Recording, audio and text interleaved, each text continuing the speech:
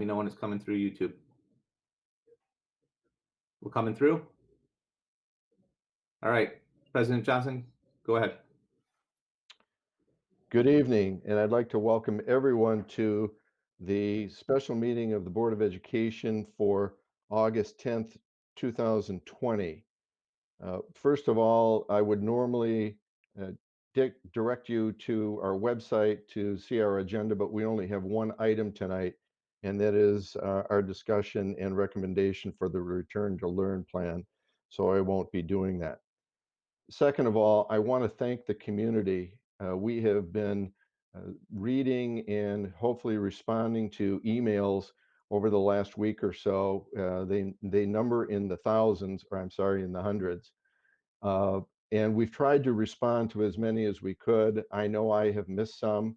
I must apologize for that, but we do read them. The board has read just about every word of every email that has come in, and we thank the community for providing those to us.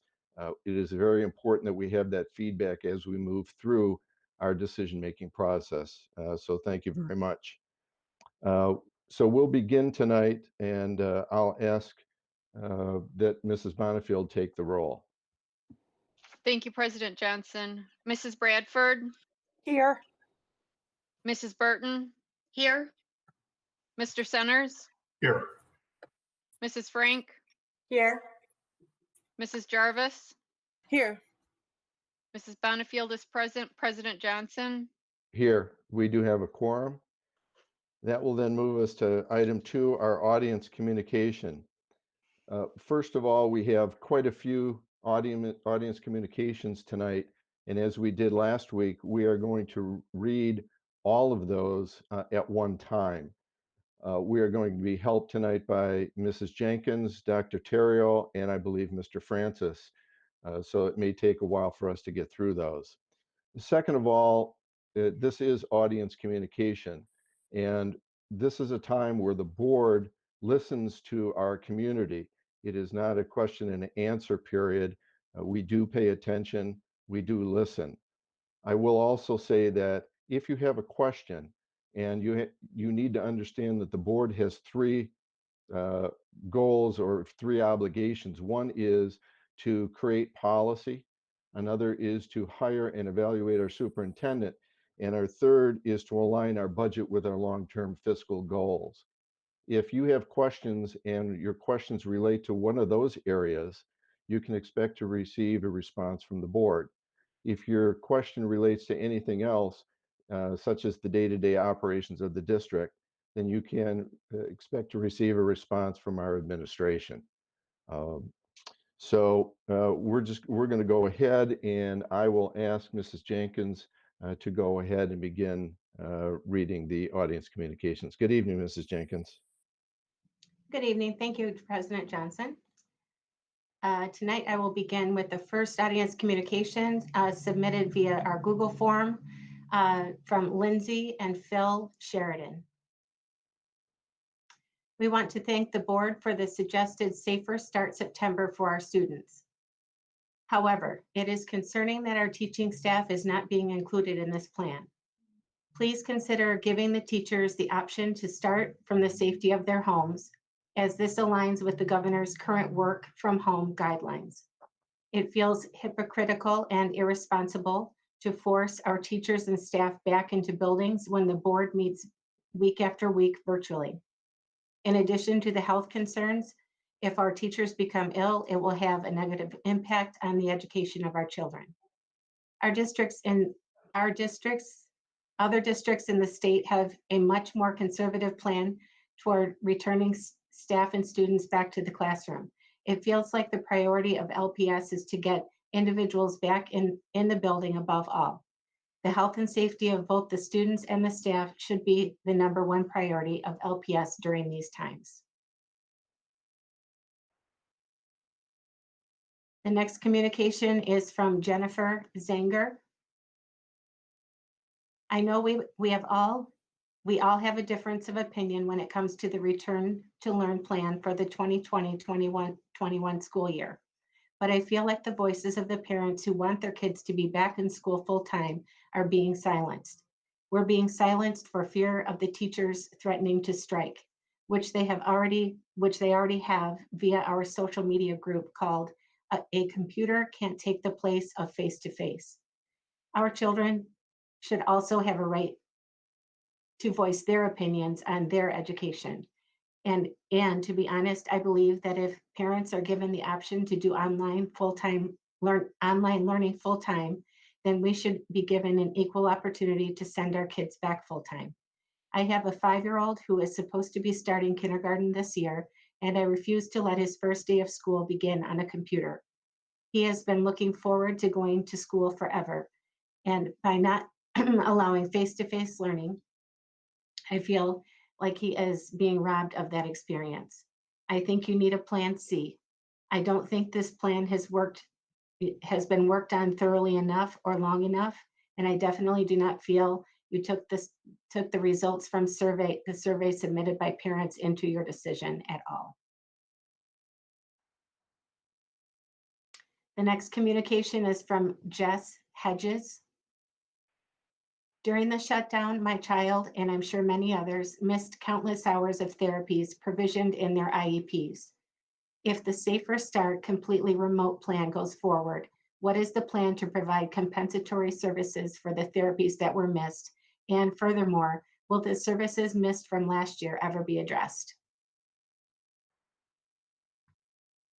The next communication is from Michelle Davis.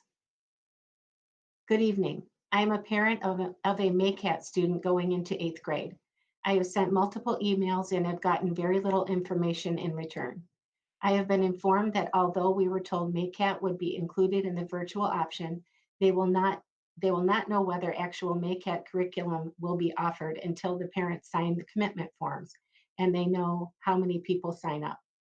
If not enough students sign up, the kids may end up enrolled in high school or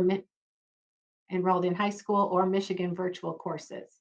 If this ends up being the case, the MACAT students will be missing out on the unique learning environment they get from the program. In addition, I asked if there had been an assessment of Michigan virtual classes to see if courses equivalent to MACAT are even available and received no response. I feel as though I'm being forced into face-to-face because I don't know what, if any, MACAT courses will be offered. I think a lot of MACAT parents may be under the impression that the actual MACAT program will be offered virtually, and that does not seem to be the case. Please consider allowing MACAT parents to change their commitment forms should the district not offer the classes the students need. It is not fair for us to have to make this decision without this key information. Thank you. The next communication is from Rachel Diskowski. Livonia has had 56 new COVID cases in the past 2 weeks, according to the city's COVID dashboard as of yesterday. The COVID outbreak of 150 people in neighboring South Lyon has been linked to just 6 summer gatherings among teens. The Michigan Senate, consisting of 38 members, is currently in recess after just 1 state senator tested positive for COVID-19 last week. The gravity of this decision tonight will determine the future of our district, and I know the board trustees feel that immense responsibility, which is why voting has been delayed twice. Board trustees, you were elected to do what is best for the Livonia Public Schools. This includes the health and safety of our LPS staff, students, and families. Before opening schools for in-person learning, you must be able to give reasonable assurance that staff, students, and families are safe based on the safety procedures and protocols that LPS is able to offer. Your decision must be based on facts and safety, not based on convenience or normalcy. Whatever decision you will make will anger some community members, and I imagine that weighs on you as you make this decision tonight. However, only one decision, an incredibly difficult one at that, will protect our LPS community as a whole. Let's not wait for an outbreak like South Lyon to do the right thing. Please vote for remote learning during phase 4 of Michigan's Safe Start plan. The next communication is from Joe Lambert. My question is, Why do we continue to debate this? We know that the CDC says, we know what the CDC says. We know what the American Academy of Pediatrics says. We know that it is harmful to our children to be isolated the way they are when they are put into virtual only, but yet we continue to debate this. My wife works at a daycare that has been open for 3 months, and they have yet to have any problems following the protocol that they have, and they have yet to have any positive tests. What I'm seeing is a systemic dismantling of both public education and single parent / working parent class families. It's an attack and one that Livonia should not be entertaining. Please think of the families that have no options but to go to work, which means children aren't getting their education. The next communication is from Bob Miller. I would like to know how social distancing is being handled on the school buses. Specifically, how far apart will students be sitting from one another? The next communication is from Angela R. I have never been more proud to be a part of the LPS community. The plans presented required many hours and flexibility. Everyone should be proud. I'm hoping there might be a way to further support working parents of elementary school children, providing an opportunity for those who are choosing face-to-face instruction to be able to sign up with another family and be placed in the same classroom. Should the classroom shift to remote at any time in the year, having support to share childcare and learning responsibilities might alleviate a lot of stress parents are feeling right now. Not everyone has family or close friends they can rely on, and I fear many working parents will be faced with a very difficult situation soon. I understand there are a lot of logistics with doing something like this, but we have amazing PTAs that I'm sure could assist with this task. I would also like to see some details surrounding what a remote school day will look like for elementary children. Will it mirror the virtual class structure? The next communication is from Bill Schlatter.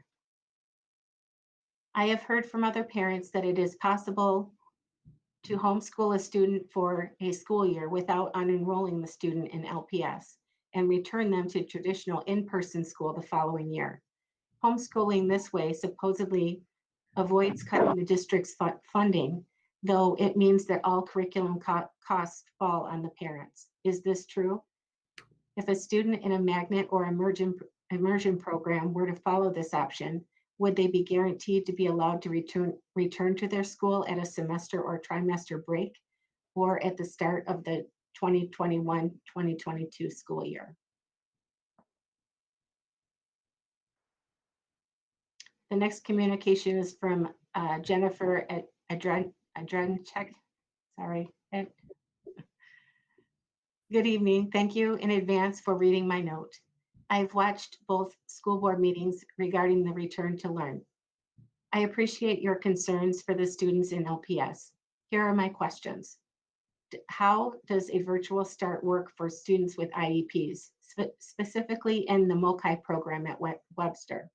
Will these students not be included until their parents have an IEP meeting?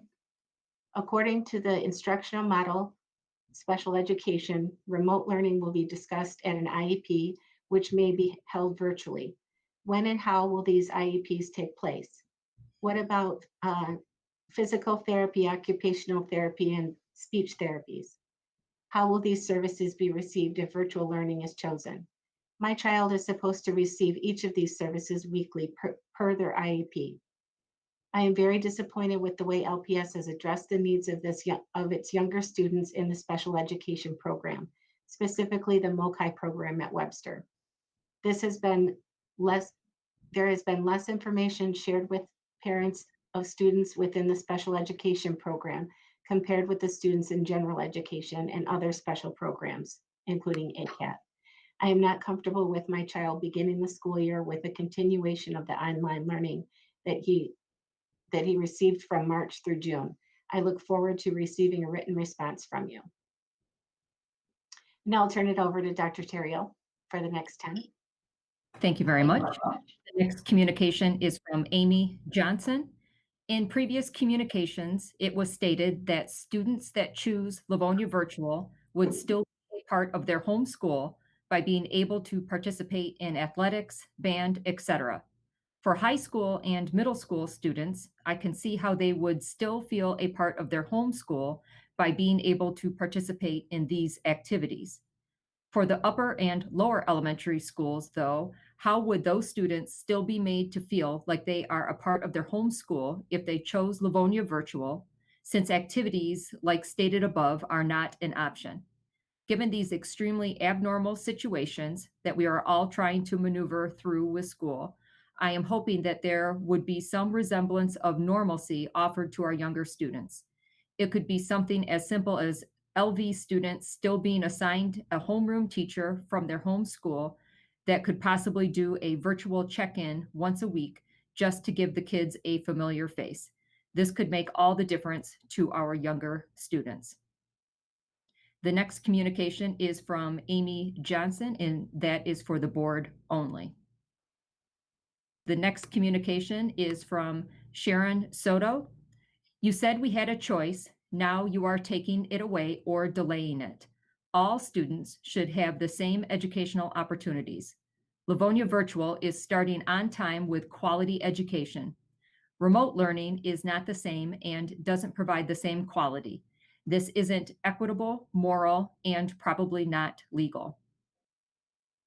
The next communication is from Alyssa Pokulski. Why are teachers not being given the choice to either work from their school buildings or from their homes if they have adequate technology to do so? Who will be cleaning the desks between secondary classes?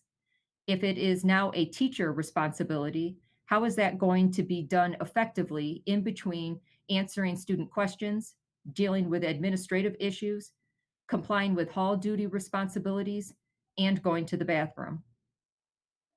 Based on the data received from school openings around the country, it is clear opening schools in person is not a safe option. Do you truly believe your protocols will result in a different outcome? Why are high school and middle school start times being switched at this point in time? It is a terrible time to add more change. In asking secondary teachers to teach 6 hours instead of 5, how does that reduce the amount of contact we have with students? Realistically speaking, what will class sizes be this fall? And how will adequate social distancing be obtained if numbers are still high? How will fire drills, tornado drills, and lockdown drills be conducted while also maintaining social distance? With all of the hurdles for in-person instruction this fall, does the board truly believe it to be the best, safest option for both students and staff? The next communication is from Sharon Maxfield. Dear LPS Board, while our community divides further, you have an opportunity to step out and lead with influence. While our families feel unheard, confused, frustrated, you have an opportunity to step out and influence by your leadership. While our teachers eagerly wait to know with certainty how they will be able to serve our community, you have an opportunity to lead with influence and influence by leading. Time is precious. Transparency, vulnerability, and compassion have the ability to cut through the division, and you, LPS Board, are in a position where you are able to lean in and lead out. Now is the time to embrace the position and potential to influence generations, and we are looking to you to step in and set the pace. Parents are looking to you, teachers are looking to you, students are looking to you. Please shift from passive to active engagement and show off the ingenuity that is capable of cultivating and creating something that serves our population for the urgent and the long term. We are looking to your authority and ability. Please don't miss this as an opportunity to put your loyalty and love of our district into action. The next communication is from Amy Caviglia. Please consider the critical need of in-person instruction for the children in special education and those in general education with an IEP. Most, if not all, of these children will slip even further behind with continued online learning. We liked having the option of face-to-face learning and don't know what we will do if that option is taken away from us. This isn't just an issue of safety. Our kids' success depends on in-person learning, socialization, consistency, individualized attention, specific services, and more. Online learning cannot meet those needs. Next communication is from Ashley Stewart. Please consider requiring a remote start for the first trimester/semester and then reevaluating. We are seeing schools down south, Georgia, for example, that have already started in person, and there are entire classes being quarantined for being exposed to COVID.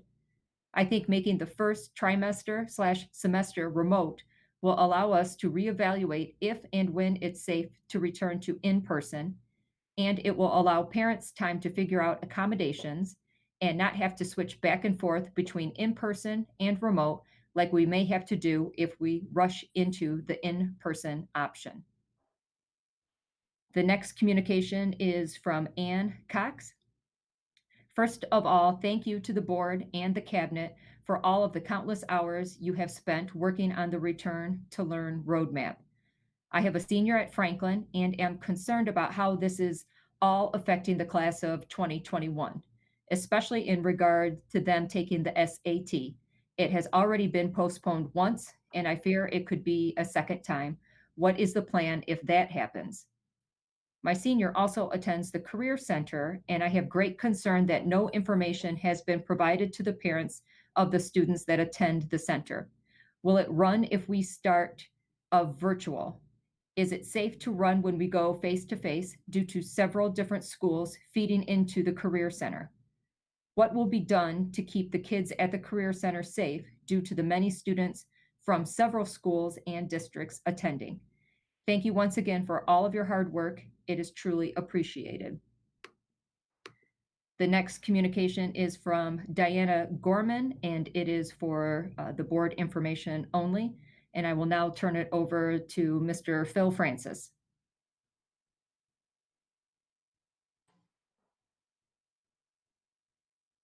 Amy Scott wrote, if when we are allowed face-to-face instruction, will there be a kindergarten roundup type thing to familiarize these new students to school?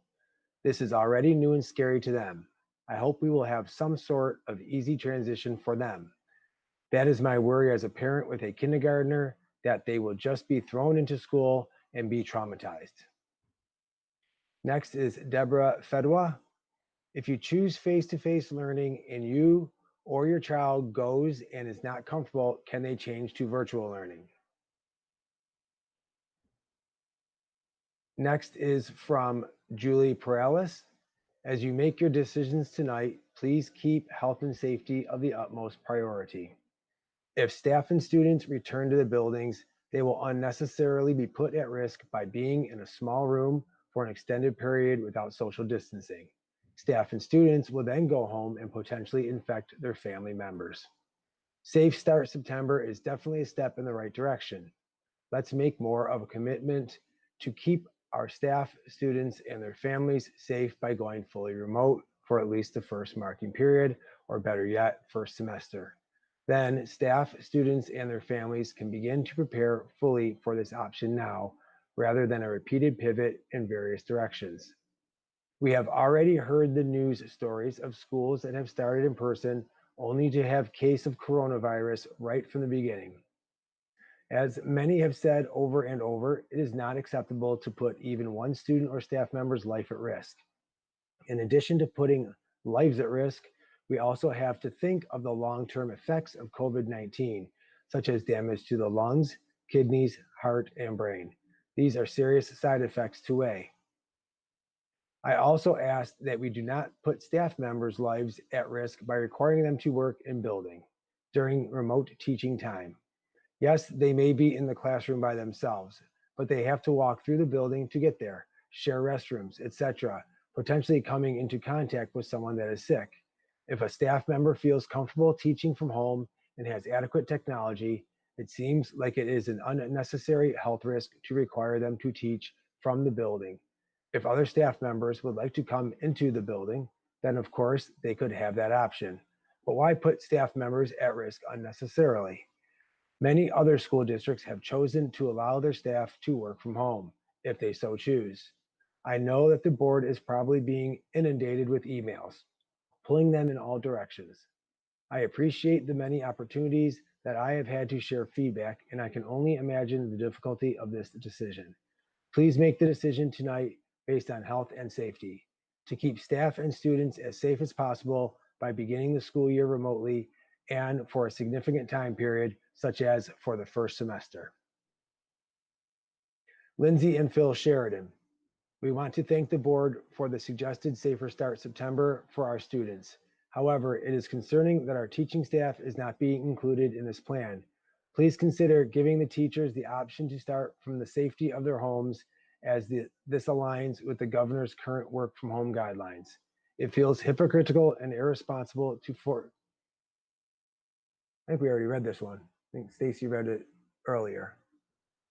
I'm going to move on because it seems to be exactly the same. The biggest unknown for me this is from Emily Johnston. The biggest unknown for me when deciding whether or not to send my 2 Churchill Chargers back to school in person is how the district and the school plan to enforce proper social distancing. Aside from the block scheduling, I have not seen any other indication of how many kids we can expect in a classroom, how far apart the desks will be able to spaced, how you will handle traffic during passing time, or how you plan to ensure social distancing during arrival and departure times. Can you please provide some insight into this concern? Are you relying on enough parents choosing Livonia Virtual in order to be able to maintain social distancing? Considering that we are not allowed to have indoor gatherings of more than 10 people right now, how can you make in-person school safe for our children and their teachers? Even Walgreens won't allow more than 33 customers in their huge store at a time. Aside from wearing masks, social distancing is the single most important thing we can do to keep each other safe. If social distancing cannot be maintained without a significant number of parents opting into Livonia Virtual, our kids should not be going back to school in person. Please do the right thing and keep our kids home for the first semester. Barring that, please consider a hybrid option for secondary students when in-person school resumes. For example, staggering attendance to limit the number of students in school at any given time. Northville is moving to do this if they return in October, and I think their plan should be considered. Thank you. And Ms. Johnson also has an item for the board only that will be given to them. Megan Unruh writes, as an LPS teacher for 19 years, my building has not been able to keep soap dispensers consistently filled in staff and student bathrooms. I have no confidence that maintaining safe standards in our building during this pandemic are possible. Darcy Murphy, Superintendent Oquist, Cabinet Team, and School Board. I am writing in this evening to express my disappointment in the afterthought of our district's special ed population.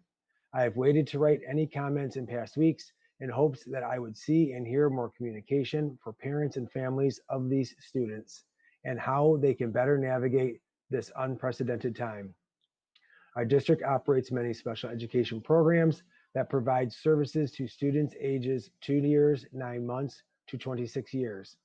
Our special education population and programs make up a big part of our district, and there are parents and families still left wondering what they are supposed to do next. We are 4 weeks away from our first day of school, and parents are scrambling to figure out how to request a review of what is best for their child.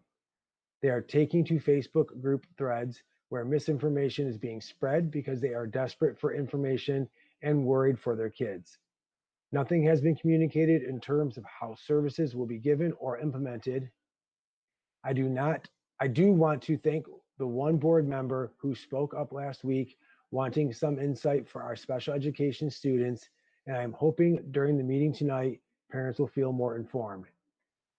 As an advocate, questions I have are, what are parents of students who receive one-on-one support all day supposed to do if they don't feel like it's safe for their student to go to school? How do we virtually or remotely provide one-on-one support to qualifying students? How do we virtually or remotely provide quality intervention services to students who receive title services? I'm aware there was a task force group for special education, but haven't noticed much being discussed on the topic at all.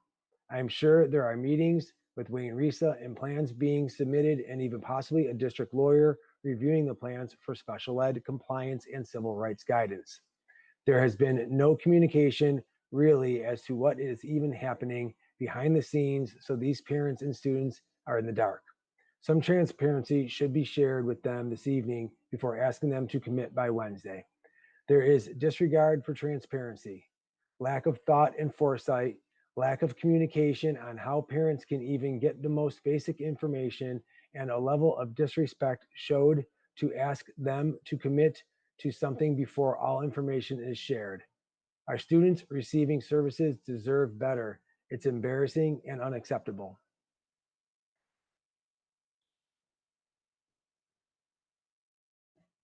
Chantel Murray writes, I would like to start with thanking the task force and board for all their hard work. Can a student choosing to attend classes virtually participate in high school sports? I am envisioning small children that are accustomed to a certain interaction in school coming back and being shut down in their socialization and emotional growth because they have to distance, wear masks, and can't hug teachers and friends. They will be heartbroken. What will passing time in middle and high school look like between classes? We have a very large, thousands, high school population in our schools, even with some of the students virtual. Are you implementing the in-person plan because the government is threatening funding for those districts that don't return in person instead of safely first perspective in a large district? What is the COVID positive percentage or numbers in the district that would cause the district to go fully remote again? Why not just start remote for the first semester and return in person for second semester? Thank you to everyone for all your hard work. Jessica Pachas, P-A-C-Z-A-S. I appreciate all the work that went into the LV plan and the FAQ pages related to it. Will there be a FAQ and a detailed plan released for face-to-face? Timeline for the day, cleaning procedures, lunch protocols, and the at-home learning portion, to name a few.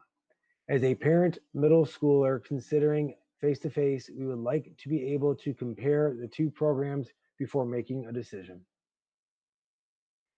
Julie Monroe, can you describe a typical day face-to-face?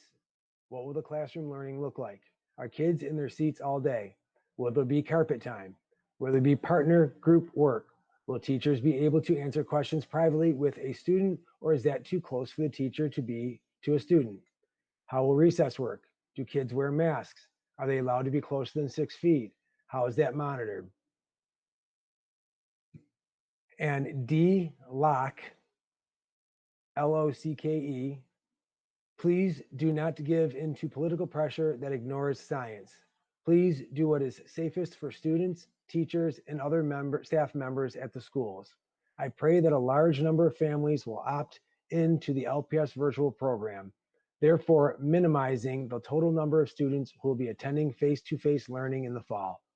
There will be no other way for you to sufficiently distance the children from each other and from the staff, and be able to enforce mask use and other precautions, unless at least 50% of the district chooses to go online only. You will probably need parent volunteers on the buses and in the hallways to help out, and they will obviously need to sign waivers.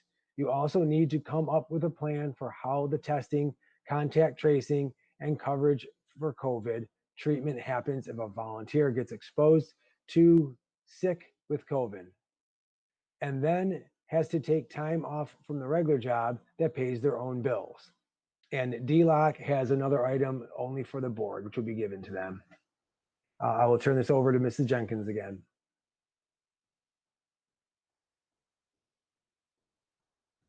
Thank you. The next communication is from Amanda Kennedy. First off, thank you for taking so much time to come up with a plan. I'm sure it is not easy.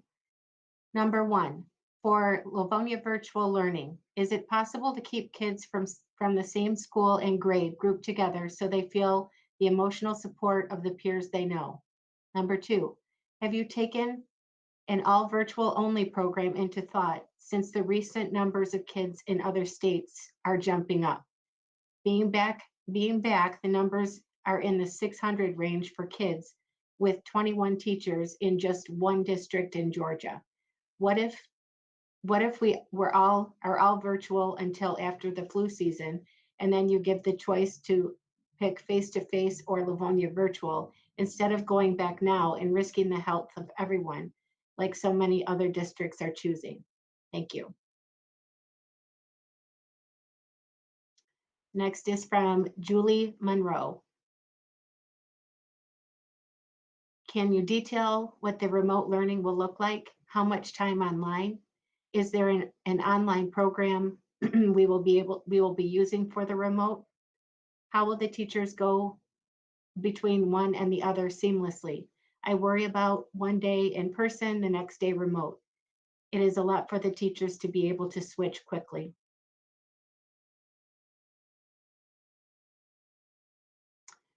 From Renee Reed. Phase 4 includes returning to in-person learning. Private schools are adhering to this plan. Public schools should return to in-person learning as much as the main offering, with a virtual learning option to accommodate families that are not ready. We can make in-person learning a safe start. Thank you. From Melissa Ravid. My concern with ACAT face-to-face is the lack of consideration in regards to the schedule. For example, the starting time and seat time, as well as transportation. With regards to the schedule, how is it equitable for these kids to have an hour less of face-to-face instruction and be responsible for more remote work at than their same age peers? Also, with the proposed end time of 1:20, has there been any communication between the child care providers that serve this school as to if they will continue to pick up kids at Webster? With such an early end time, childcare will be more of a need for ACAT parents and will probably come at a higher cost, since these kids will need more hours of care than their age peers. Also, transportation. Has it been discussed whether bus service to the parochial schools will continue this year? If so, is there a solid communication plan to ensure that we know if there is an exposure on the shuttle routes? I would ask that maybe there is a suspension of this service for this year. Again, it seems like the magnet programs, especially the ACAT program, is being shortchanged again and again, from the earlier start time to having to be on a bus with peers from multiple schools. I appreciate the effort in creating this plan, but to say that our school community was thought about when making the plan is lost on me. The next communication is from Jessica DeWitt. I would like to encourage the board to extend the registration deadline for parents. Very little additional information regarding the many concerns and questions of the community has been communicated since the last board meeting. It is unreasonable to expect parents to make a decision in the next 48 hours without more details about the proposed soft start September, class sizes and safety precautions for in-person instruction, SAC, and what the virtual option will look like for students in ACAT and MACAT.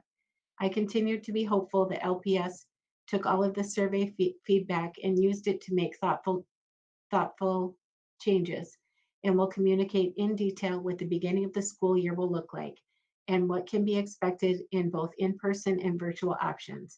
Only then can parents make an informed decision regarding the education of their children for the 2020-2021 school year. From Tamara Oliverio. Before taking this vote, it is important for you to consider that in a few short days, several hundred LPS families have begun to organize to rally for the original proposal from our superintendent. As of the time you are reading this, 60+ parents have come together and are currently rallying in front of the Board of Education in support of the original proposal and family and teacher choice. Do the right thing. Don't follow what other districts are doing. Be the leaders we elected you to be and the ones that our kids and teachers deserve. Thank you. Next is from Christina LaCroix. I cannot provide my child adequate oversight and assistance for virtual learning as a two-income family. It is not daycare nor the babysitter's job, and I cannot afford private school or tutors. Students like mine will be significantly impacted by a lack of face-to-face instruction. We are doing a disservice to those essential workers that have worked throughout this pandemic by punishing their children with substandard education. And then Christina has an additional comment for the board only. The next communication is from Chris. No last name was given. Why is it okay to put children in a classroom together, but the board can't meet in person for safety reasons? Clearly, the board members are able to social distance and wear masks better than children. The next one is from Julie, also no last name. Is there some sort of online learning platform that will be used for Livonia Virtual, or is it up to the Livonia Virtual teachers to create on their own? Will you provide a sample video for parents to help make their decision? What training are you offering to teachers? The next is from Rebecca Subo Gillespie. Michigan's Phase 4 is titled Improving. We are in Phase 4. The governor's guidelines state it is a safer at home and only in small group gatherings. I read this on the Michigan Safe Start Plan, page 2, on today's date, August 10th, 2020. The Phase 4 education bullet point reads, remote learning in K-12. Again, this is from the Michigan Safe Start Plan, page 11, as of August 10th, 2020, today. Why in-class instruction is being framed a choice when the governor of Michigan's guidelines clearly define what schools are to do. The plan LPS references on the Return to Learn site is dated June 30th, 2020. The LPS plan blends phases 4 and 5. The state of Michigan state Safe Start Plan separates them. The only safe choice in Phase 4 is the plan outlined by the state of Michigan as online instruction for all, not online instruction if you choose, or rather, for families privileged enough to afford to make that choice. To date, LPS has not answered parents' questions how in-school instruction will be conducted in a safe manner for all students and staff. The state of Michigan in Phase 4 clearly states remote learning. Thank you. Now I'll turn it back over to Dr. Terrell. We have 7 left. Thank you, Mrs. Jenkins. Mhm. The next communication is from Graham Parr. The sharing of the board meeting links and the presentations has been transparent and great. For questions we have asked, I am hoping an FAQ is published soon. Some of us are not interested in joining Facebook, so please do not rely on forums taking place there as the sole means of communication. The next communication is from Deborah Jones. As much as some students, teachers, and parents want the children to be able to go back to school and lead some semblance of a normal life, I'm unsure as to how the district can make that possible. I do understand if a student contracts COVID-19, their entire household is supposed to quarantine. But if getting test results takes several days, would everyone in that class who has been exposed to that student and their households be subjected to quarantining until a confirmation is made? If a student feels ill, how would they even know if it's just something else or COVID-19? Would anyone who has become ill be subjected to proving they did or did not have COVID-19 before that student and other students exposed to them be allowed back in school? How will be able to achieve this? The next communication is from Patty Novak. These are challenging times and we don't know all the answers. What we do know is the data shows Livonia COVID cases have been stable for several months now and deaths are at or near zero. More and more local businesses are feeling more comfortable with our new normal. As each day successfully passes, they grow more confident their plans are working, and we can grow more confident in the district's return to learn plan as presented July 27th. The plan offered options for families with the new Livonia virtual and the 3 weeks of half days to start the school year. The plan also provides flexibility to transition to fully online as needed. For all the children in Livonia Public Schools, the plan is a good one. Please keep the plan as presented on July 27th. Thank you. The next communication is from Renee Oli.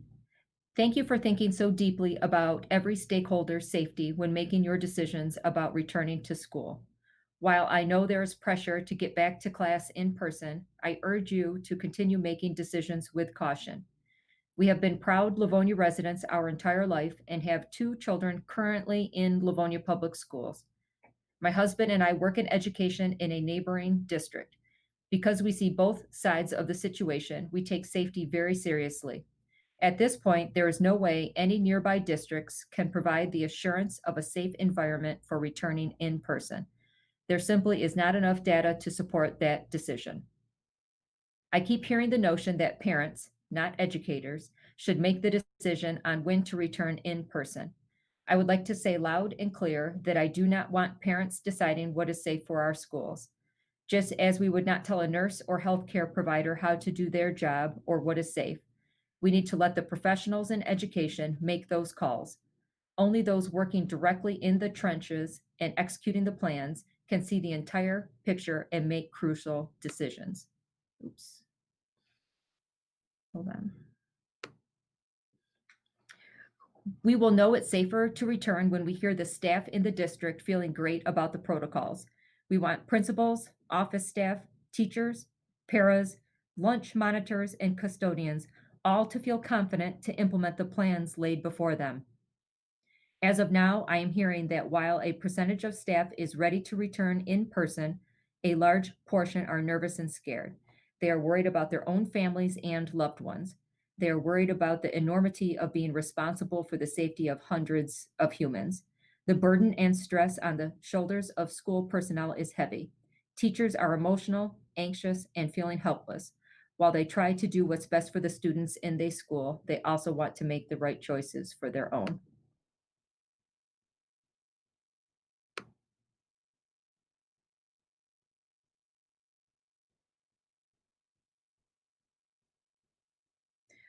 Someone by the initial CK has a board comment only.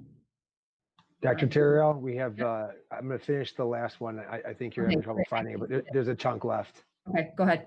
So that last sentence was, while they try to do what's best for students in their school, they also want to make the right choices for their own health and their family. I urge all the parents blaming employees or saying they should not have the biggest voice in this to rethink that perspective. The very humans who will be teaching and caring for the wellness of students are feeling beaten down, underpaid, overworked, and less appreciated than ever. Most teachers want nothing more than to go back to in person with your children. Teaching online is more complicated, more work, and much harder than in person. It takes more hours, not less. Please respect the expertise of the educators you hand your children off to. Continue to listen to what they say. If they tell us they don't feel it's safe, we should hear them. Like countless other districts, I ask Livonia to commit to a remote start that will continue as long as needed. This will better ensure that the return to in-person learning will be decided by data and safety rather than a calendar date. Thank you for your consideration. Thank you, Mr. Francis. Again, the next communication is from initial CK, and the comment is for the board only. Next communication is Melissa Ellsworth. My daughter is currently in the ACAP program at Webster. How many students need to be enrolled in Livonia Virtual to guarantee an ACAP program via Livonia Virtual?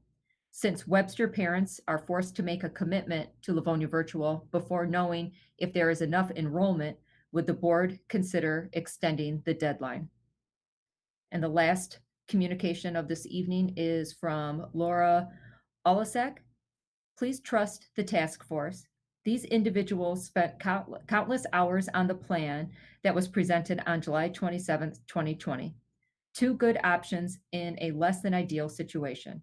LPS students and parents need to be able to choose for themselves whether they want face-to-face or virtual learning. Please do not take the choice away from the parents and students. President Johnson, that was the last communication. Thank you, Dr. Terrell. Thank you, Mrs. Jenkins, as well as Mr. Francis, for reading all of those. Before we move on to item 3, we've been listening now for almost 50 minutes, and I anticipate the discussion is going to take some time. Would the board like to take a few minutes before we get into item 3? I'm seeing one nod. Yes? Okay. Mrs. Jarvis, did you have a question, or was that just a yes? Okay. Okay, then we will take a few minutes, say 5 minutes, and then we'll be back. Is that good, Mr. McDonald? All right. We will be back shortly then. Thank you.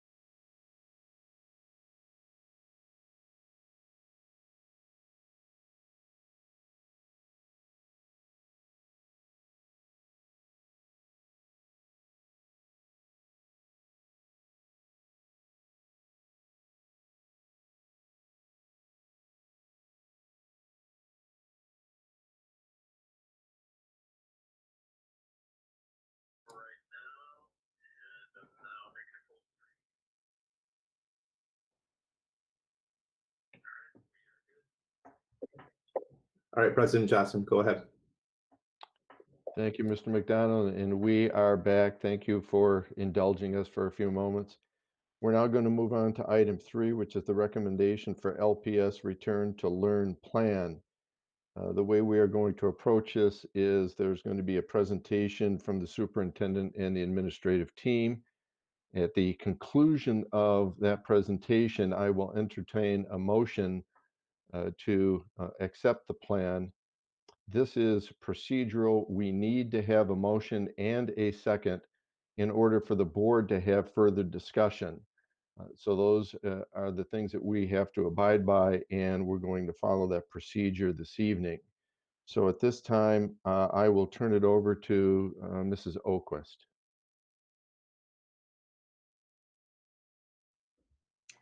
Thank you so much, President Johnson, and members of the board, my cabinet colleagues, and all of our school community, parents and staff who are joining us this evening. Following our Board of Education meeting last Monday, teams from our Return to Learn task force, members of those teams met to look to redefine Safe Start September to include a remote learning start for our students based on the dialogue we had last week. Their feedback was very important and very valuable, and we are pleased to present that follow-up to you in the form of an update to our Return to Learn presentation. While we will not be going through every element of that initial presentation, we do want to provide an update on Safe Start September. We'd like to spend some time on those questions which we believe have been most often asked with regard to the Wayne County Health Guidelines, the health and safety protocols, questions regarding Livonia Virtual, and certainly, very importantly, questions related to the remote learning and instructional and learning opportunities for our students in both general education and special education.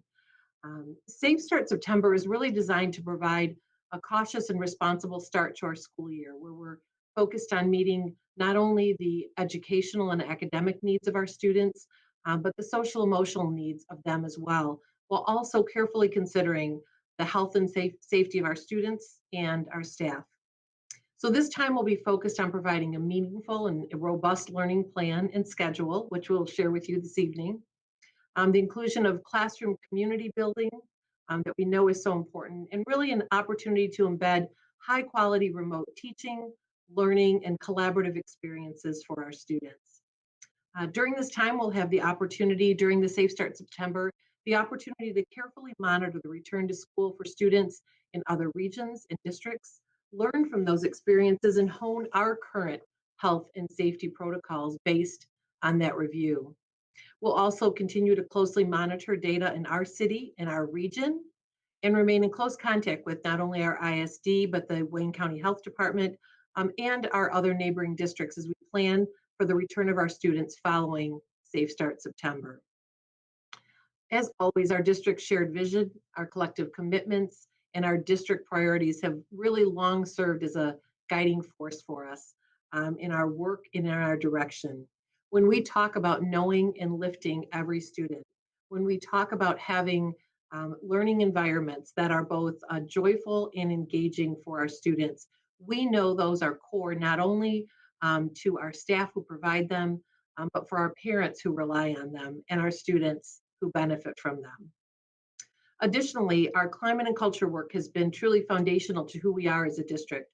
That really remains a strong guidepost for us, whether we're with our students in person or via a remote learning environment.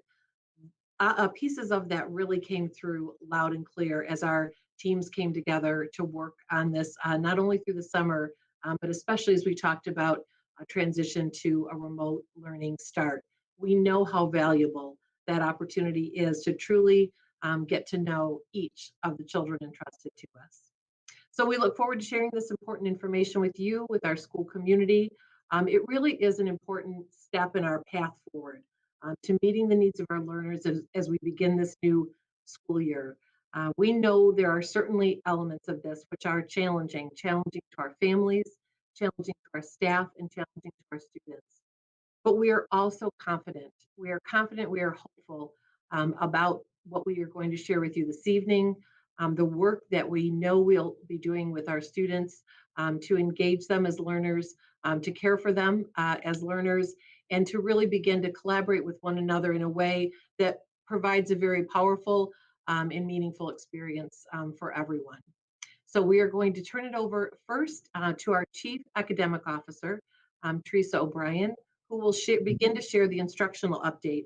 And then we'll be going through a number of different areas with you. I would welcome the board to stop at any point and ask any follow-up questions. And then know at the end, we'll provide a wrap up and an opportunity for you to have that important dialogue with one another. Thank you, Superintendent Oquist. I'd just like to begin that the Division of Instruction, which includes Mr. Green, who is the Director of Elementary, Mr. Willenberg, who is the Director of Secondary, and Dr. Terriel, who is the Director of Student Services, we all have been meeting throughout the summer to plan for this future that has shifted many times. And we've shared that with you, that since May, we've had hundreds of staff members helping us in our subgroups plan for this fall. And so as we invited several of those people in this week to then flesh out what remote learning could look like for this Safe Start September, it was really built upon the remote learning subgroups work that they've been working on since May. So we've had a group looking at what would fully remote look like, what are best practices, what are ways we can engage our students and educate them at the same time through the virtual classroom that we've not utilized before. So our intent is to begin the school year with a focus on relationship building, which we start every year with. So through our Google Classroom, so that would be the platform. People asked in the questions at the beginning of our meeting this evening, what would be the platform? We would be utilizing a Google Classroom platform, and this would give all of our families a consistent place to go to engage in their students and check on their students' activities and assignments. It would be a great place for teachers to personalize and invite their children in and utilize different programs and apps like Flipgrid and Seesaw in order to engage their students fully. But as we begin the year, we also would like to provide some opportunities for families to meet teachers in person. And possibly that would be outside. Possibly it could be in very small groups, but we know that our students, are ready and able to come to school, but we want to make sure that we are doing it in the safest and most thoughtful way. It would also give us the opportunity to provide families with the materials that they would need. Our students will use their everyday math books. And so for remote learning, we would have an opportunity for families to pick those up. If they were in need of a mobile device, we would want to have an opportunity for them to come to school and pick up that device. So that relationship building, that's essential in any educational platform, whether it's in person or remote. So I'm going to share with you a little bit about elementary plans for the first 3 weeks of school, and then I'll turn it over to Mr. Green, who'll share a little bit about an elementary schedule. And then I'll outline the plans for secondary, and then I'll turn it back over to Mr. Willenberg for sharing a secondary schedule, and then Dr. Terriel will share plans for special education. So for our first 3 weeks of school, there would be an expectation for students to engage with their teachers for live instruction for about 3 hours a day. And we've kind of chunked it out to the most important core instruction, which would be reading and writing, which we use integrated reading and writing modules. So we would, after the first couple of days, begin to work in some of that thinking of studying science and social studies through reading and writing. We would have a block of math, which would provide students the opportunity to be given an in-person lesson through everyday math, but also some engaging activities that they would do outside of that hour. And then some small group instruction. And that'll look different depending on if you're in kindergarten through 4th grade. Again, a focus on where students are guided reading could be part of it. Some word study pieces could be part of it. All of those activities in order to engage our students. And then at our upper elementaries, that guided reading block would probably become a science and social studies block so that students would engage in that content area. Teachers will follow the district curriculum and pacing guides in order to meet the needs of students. Hold on one second. Sorry about that. Teachers will use our district curriculum like everyday math, like our integrated units. We want them to follow our district pacing guides and the curriculum that we've been utilizing for the last several years. And then give them the opportunity to bring it to life like a teacher can. So through a Google Meet or through a Zoom meeting, teachers engage kids in standing up and jumping up and down and go find me something that starts with the letter D. Can you bring to the meeting your favorite book you've been reading? It wouldn't be a sit and get for 3 hours. In an hour chunk, there'd be some sitting, there'd be some talking and interacting, but it would be very developmentally appropriate.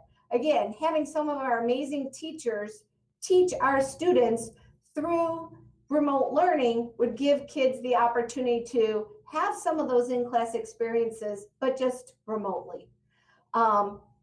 Kids would have expectations to attend every day. It would be part of their attendance.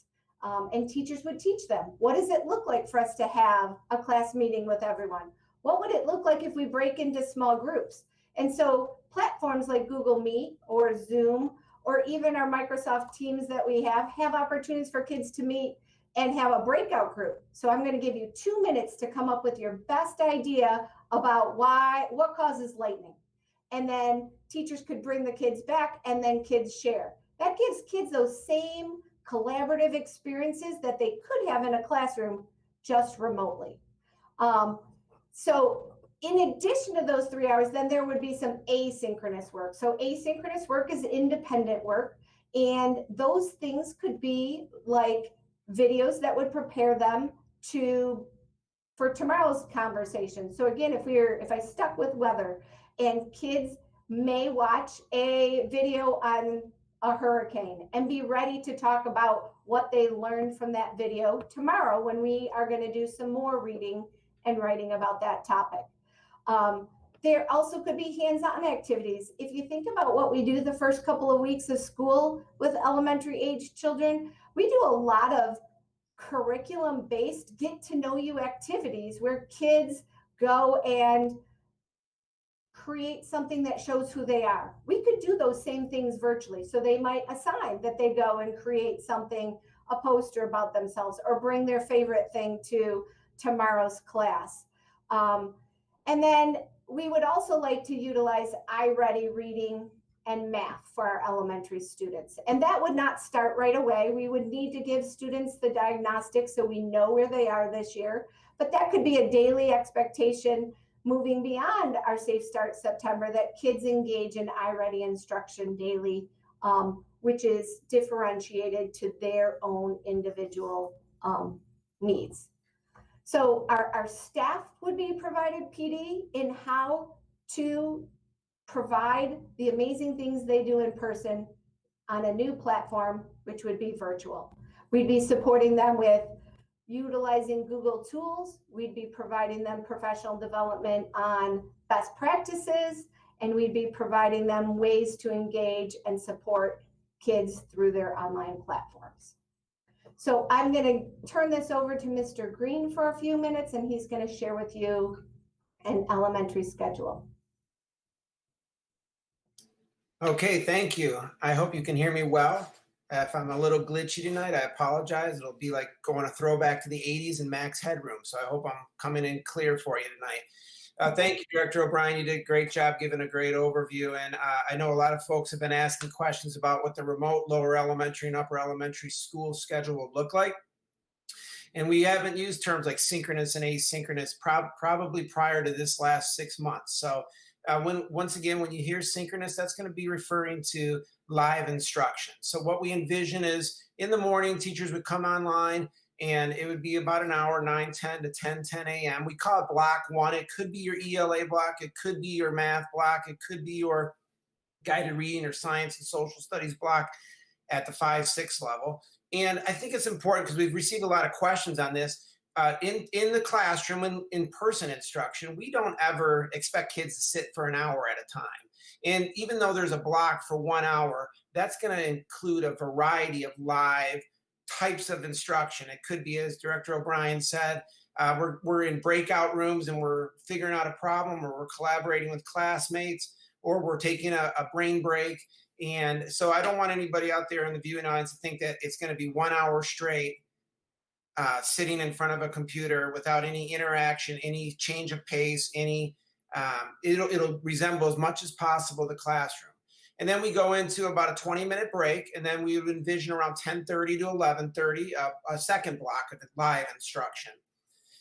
And then we would have an hour for lunch, and then we'd come back and end the live instruction part of the afternoon with block 3, as we call it, from 12:30 to 1:30. And then we are working on what that fourth block, which would include specials, interventions, and other pieces, would look like, probably a blend of synchronous and asynchronous time together.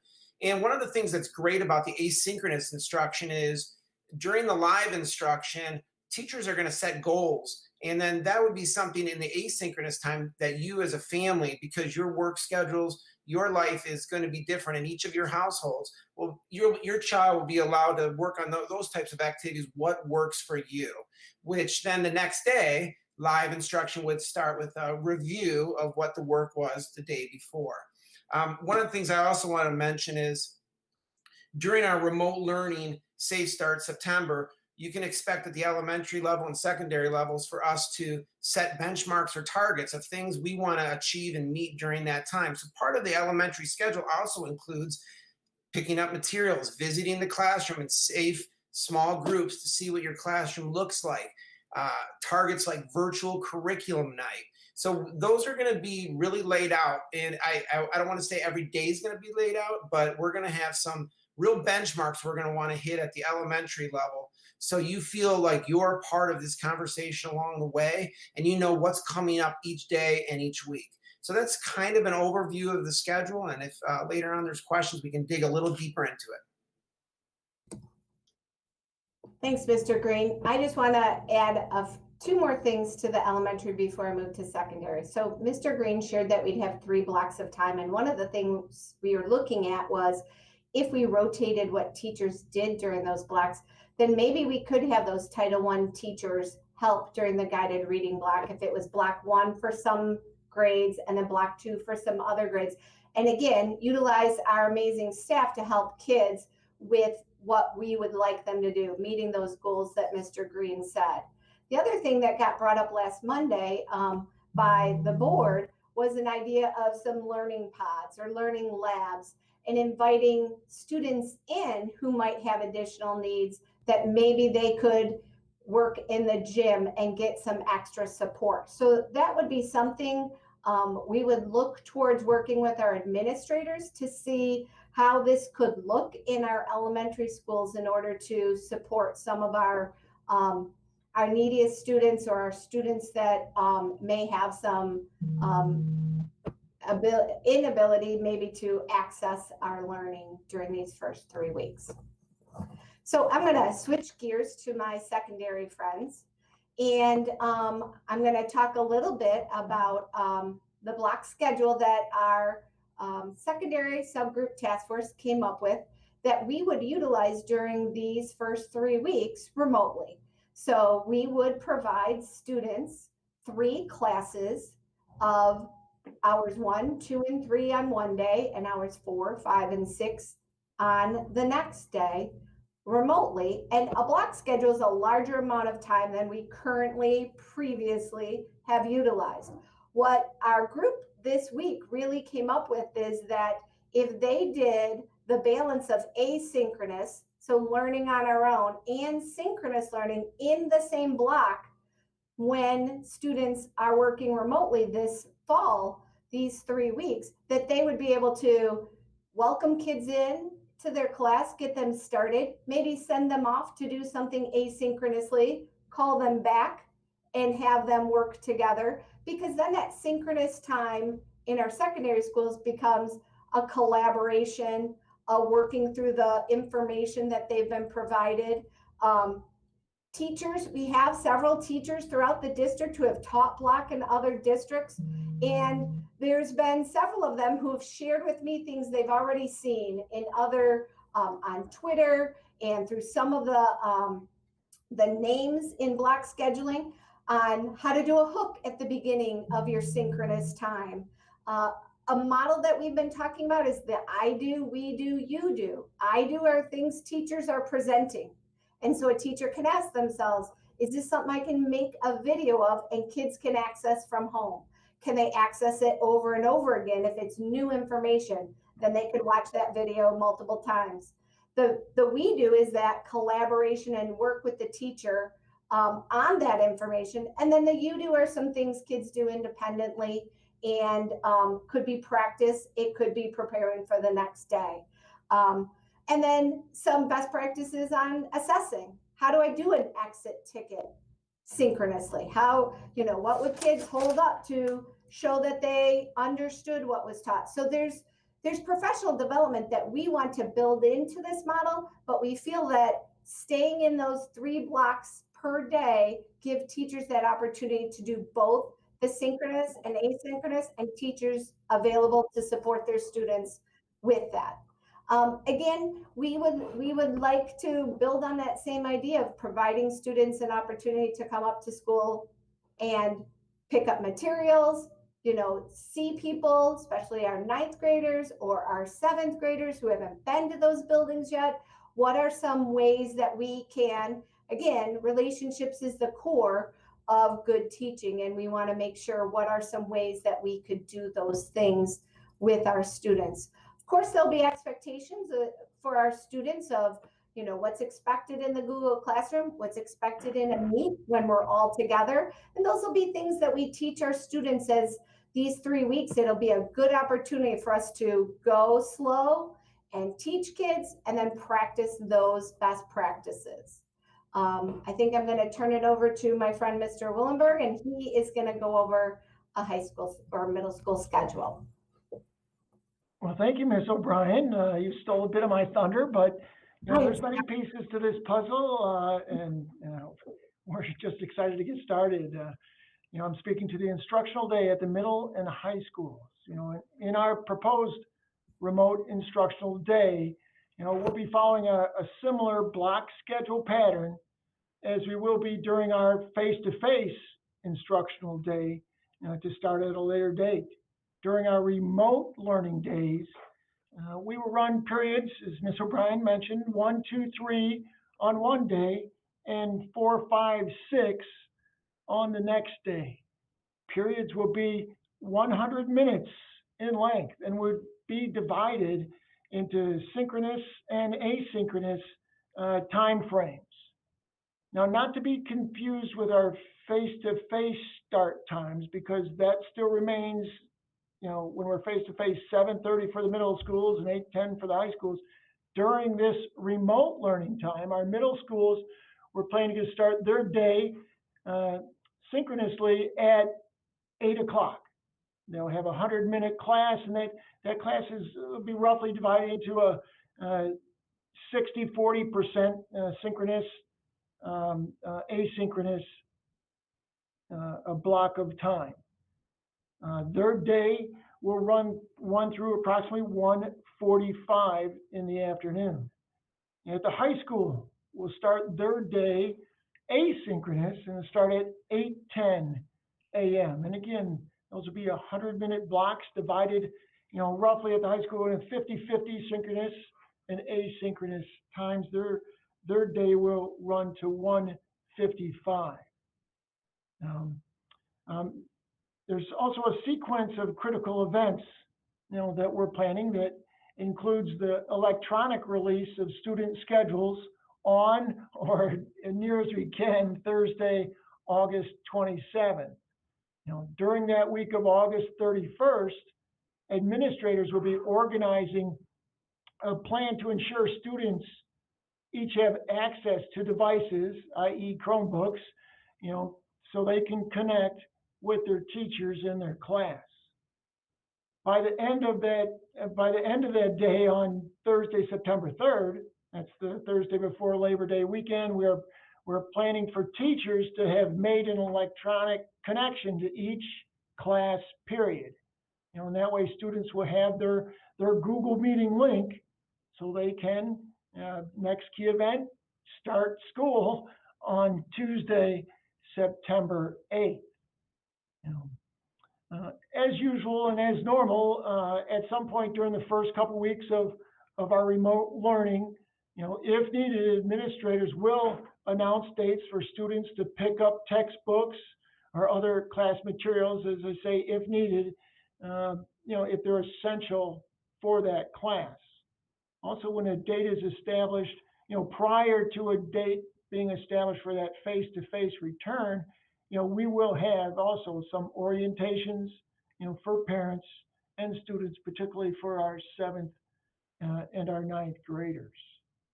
So that's the way we're looking at the instructional day at the middle schools and high schools. Next on our plan is some other notes on special education, and that'll be delivered by Dr. Terrio. Thank you very much, Mr. Ward. Good evening, and thank you for the opportunity to present the special education plan to you this evening. In working with our special education task force over the past few months, we have created a plan to support all of our unique learners in Livonia. Before explaining our plan, I would like to address our process for providing special education evaluations. Our special education evaluation teams will be contacting our families of students who have pending evaluations for special education eligibility. The week of August 31st, our evaluation teams will be providing in-person assessments for our students. These sessions will be scheduled in advance with parents or guardians. We are committed to providing comprehensive evaluations for our students to ensure the most appropriate IEP. We will also be scheduling time with all of our students with IEPs and their special education service providers early in September. This time will be utilized to measure students' progress on IEP goals and objectives, to determine where students are now, and then compare that data to where our students were in March and in June. This information will be used for discussion regarding any impact the COVID-19 pandemic may have had on our students. Moving forward with our special education remote safe September plan, I want to acknowledge all of the special programs offered by Livonia, from our preschool programs to our post-secondary programs. I have not spoken specifically about all of our programs, but I do want our staff, families, and students to know that we have been planning tirelessly for all of our students and programs. Students with IEPs with resource program support assigned to general education classes will follow the daily elementary or secondary schedule based on what the student's grade level is, as outlined in detail by Mr. Green, Mr. Willenborg, and Ms. O'Brien. Supports and services, for example, speech and language supports or special education resource provider services, may be provided during classroom instruction if appropriate, and or when individually scheduled with a special education service provider during non-classroom instruction times. There may be an opportunity to have our students with IEPs attend in-person instruction for supports and specific services. Students with IEPs assigned to a full-time resource program at Grant, Randolph, Johnson, Frost, or Churchill, or full-time center-based autism and moderately cognitively impaired programs at Roosevelt, Coolidge, Webster, Emerson, Frost, and Franklin will follow the daily schedule based on the student's program. The schedule will be consistent with an elementary or secondary schedule. There will be both live instruction and asynchronous instruction provided by our special education teachers and service providers. Additionally, time with our service providers may be scheduled outside of classroom instruction time for more support based on the student's IEP. Our moderately cognitively impaired preschool program and our early childhood program at Jackson will follow their current schedule based on age, with a live and remote learning component. Morning sessions and afternoon sessions will include a developmentally appropriate live session with their teacher, as well as an asynchronous component based on the lesson of the day. Service providers may provide their service during the live instruction or outside of the classroom instruction time scheduled with our families in advance. Our post-secondary programs at Garfield and the Livonia Transition Program will follow a schedule based on their specific program. Live instruction will take place with their special education providers, as well as asynchronous learning. The focus of the program will remain on work and employability skills. Transition activities will be based off of each student's IEP and addressed either during live instruction or during the asynchronous part of the student's day. Our visually impaired program at Churchill may have students learning Braille and requiring orientation and mobility, for which in-person learning may be a part of our students' day, in addition to a remote component. For every student with an IEP, regardless of their program, specific IEP goal and objective work will be done with a special education teacher and service provider. If a family with a student with an IEP chooses the Livonia virtual option, the families will be contacted regarding their student's plan. Most students with IEPs will be able to move to Livonia virtual with minimal transitions. Our students with more significant and unique programming, such as our full-time resource students and our center-based programs, may need an IEP to address each student's unique needs. Supplementary aids and services will continue to be provided in Livonia virtual, either as an in-class support or scheduled with a parent and service provider outside of classroom instruction.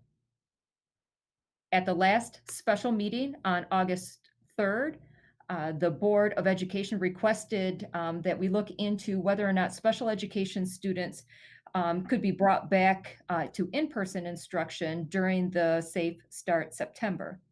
As Superintendent Oquist mentioned earlier this evening, a meeting was held Wednesday with members from the Special Education Task Force, Special Education Administration, General Education Administration, and teachers who serve our full-time resource programs and center-based programs. After much discussion, it was determined that we could bring back full-time resource students and center-based program students during the Safe Start September. Transportation would be provided. Baseline assessment data would be taken in order to address IEP goals and objectives. Explicit instruction would be provided to our students on new classroom and school procedures. And of course, specialized instruction would be provided on IEP goals and objectives, including the provision of services such as speech and language, occupational therapy, physical therapy, and/or social work. For the week of September 8th, teachers would hold individual sessions with students and families to introduce the students to the classroom environment, provide instruction on new protocols, and assess students for baseline data. It would also be a time to provide our parents with their opportunity to learn the online system their students would be using daily. The week of September 14th and moving forward, 50% of the classroom students would attend for a 2-hour day in the morning, and 50% would attend school for 2 hours in the afternoon. And both of those students would have a remote component as well. Our autism classrooms are capped at no more than 7 students currently, so our plan would be to bring back all of our ASD students into their classroom. Mrs. O'Brien? Thank you, Dr. Terrell. So that is the overview of what Safe Start September would look like remotely from our elementary and our secondary and our special education programs. So Superintendent Oquist, are we ready to move forward, or did we want to stop and ask questions? Well, a couple of things. Thank you to our Division of Instruction team for putting together the first portion this evening and sharing that information.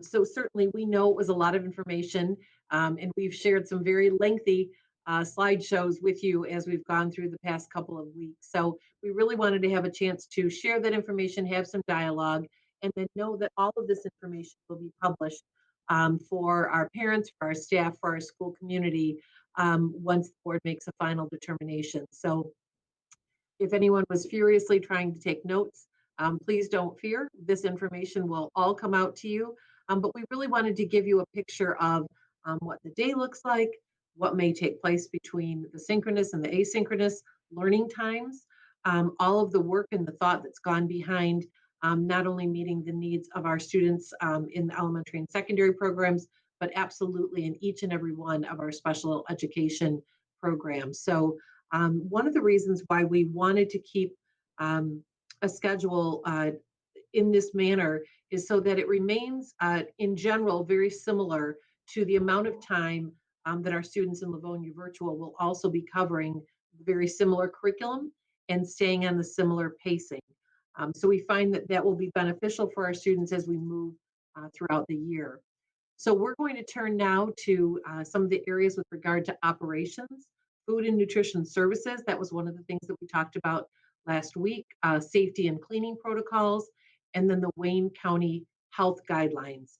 And so we're going to have, I believe, Mr. Francis get us started with that and then turn it over to Mr. McDonald. So we have quite a bit of information to share with you in this area. And then again, at any time, if you'd like to stop and ask questions, please don't hesitate. Thank you very much. This is the portion of our program where we're going to take a break from saying synchronous and asynchronous for a little while. So if you're keeping track at home. The food and nutrition services, we want to reassure that during the remote learning period, as well as for the Livonia virtual students, meals will still be made available to those students who want and need them. While we're still working out the precise details of how it'll look and what it will be specifically, the food and nutrition department is working in tandem with the transportation department to form the outlines of a plan that would allow us to use buses to deliver meals to drop-off points around the district, such as schools, LPS school buildings or park areas, etc., on a daily basis. Right now, that would be the plan. There's obviously some potential transportation conflicts that could arise with regard to needing and requiring special students with IEPs to get back and forth. But in our preliminary discussions, we believe we can pull off both. These meals would be pre-ordered by families and prepaid by those families who choose to purchase meals. So students in the free and reduced meal program would get their meals per regular programming rules. So again, just to sort of put a bullet point on that, we would do it in a way that it would be either prepaid or pre-ordered. And then as they get delivered out, no exchange of money would have to occur at the bus itself. It would simply be a drop off, grab and go back to your home. And that would be around the district. That is the plan as of now. And again, we'll work those details out. Moving on to safety and cleaning protocols. First, we want to reiterate that all staff will be required to wear a face mask, and students will also have the same requirement when they return to school for in-person learning. Any medical exemptions will, of course, be addressed. When students are in person, they may see teachers wearing a face shield to permit better communication and facial expression recognition for students. Entry points for all staff and students into the buildings will be limited and specified. There will also be signs supplied to buildings for items such as reminders, how-tos, and etiquettes for things such as coughing, sneezing, hand washing, and the such. We want to standardize these items, create them at the district level, and distribute them to the buildings so there is, again, standardization across buildings. An often talked about topic is personal protection equipment, known as PPE, and the cleaning and disinfecting supplies. What do we have in stock? How will we continue to procure it? So the district's been ordering and receiving items for several months, and we continue to order more and varied items in order to be prepared for both remote and in-person learning. Some of these items have been or will be automatically delivered to school buildings. Examples are disinfecting wipes, hand sanitizer, face masks, plexiglass dividers, and electrostatic disinfecting misting machines. Some of these items, plus others, will be stored in the district's warehouse and delivered to buildings upon the request throughout the school year. We will soon be sending a survey to a variety of staff members in which they can let us know their individual PPE needs from our stock, including KN95 masks. I'd like to ask Mrs. Smith at this time, the Director of Finance, to briefly discuss the district's supply chain and procurement. Thank you, Mr. Francis. Wayne Risa established pricing for PPE. They put out a bid, and so we are now able to purchase PPE through that bid. It's open to all public school districts and charter schools within Wayne County, and Wayne Risa received responses from 94 vendors, which is a great response. The PPE items in this bid included KN95 masks, disposable surgical masks, child-sized disposable masks, reusable masks, face shields, gloves, sanitizer, disinfectant wipes, disinfectant spray, no-touch thermometers, temperature bracelets, and disposable medical gowns. In addition to this opportunity, as a school district, we have access to a number of state and national purchasing consortiums. Between these local, state, and national groups, we should be confident that we are getting good pricing on these PPE purchases. Also, we are in the process of applying for grants to reimburse us, the district, for those costs, and we continue to research grants that are available to help us offset these costs.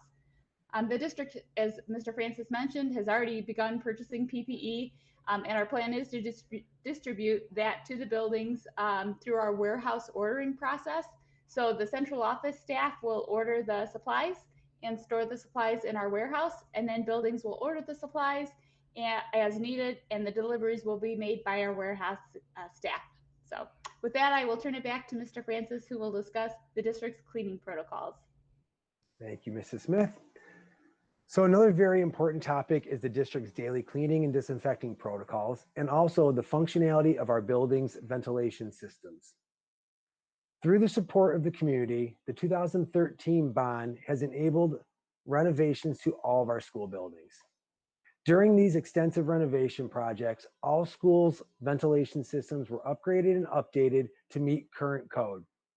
The air in a typical classroom is turned over several times per hour, approximately 6 to 8 times. Every building's HVAC and ventilation system was tested and balanced to achieve the standards of current code by a company separate from that which completed the installation. LPS building supervisors always have and will continue to check filters regularly and change them at a standard interval, which is typically every 8 to 10 weeks or based on poor condition of any filter found. All buildings will be supplied with disinfecting wipes. This means offices, classrooms, etc. will have a 300 count bucket of wipes using EPA-approved peroxide multi-surface cleaner and disinfectant. Wipes will be replaced as needed. This product kills 99.999% of germs in 3 to 5 minutes and kills norovirus in as fast as 45 seconds. Staff will be asked to wipe their work area and places they contacted at a minimum of once per day when working virtually, and to wipe down all student desks at each exchange of cohorts when students arrive for in-person learning. These are minimums, and staff will be encouraged to use the disinfecting wipes throughout the day at their discretion. Every evening, custodial staff will clean and disinfect all flat surfaces, along with completing their general cleaning duties. Additionally, each building will have an electrostatic disinfecting machine, so they are able to conduct additional disinfecting of a whole room in a matter of minutes. These are obviously outlines and guidelines. Our custodial staffs will have more detailed processes and know the building and will be in and out of spaces as needed if there ever were a reason to immediately concentrate on a room in the middle of the day. Thank you very much. Thank you, Mr. Francis. I appreciate that, and I'm certain that was helpful information. I know many of the questions we've had have centered around the cleaning protocols, our supply chain, and we also would like to just take a moment and acknowledge the assistance of Wayne County RESA in securing vendors who were able to guarantee that we would have access to these materials not only now, but throughout the school year. So I'll turn it over now to Mr. McDonald and Dr. Terrell, who are going to discuss the Wayne County Health Guidelines. They were updated as recently as last Friday. And so while we won't go through each and every page of them because they are quite extensive, we're going to spend a little bit of time talking about some of the most often asked questions, screening protocols, scenarios for when we may have to quarantine or ask people to isolate, and then really talking about the definition of close contact and contact tracing. Thank you, Mrs. Oquist. The Wayne County Health Guidelines. As part of the governor's roadmap, we are required to follow the local county health department guidelines.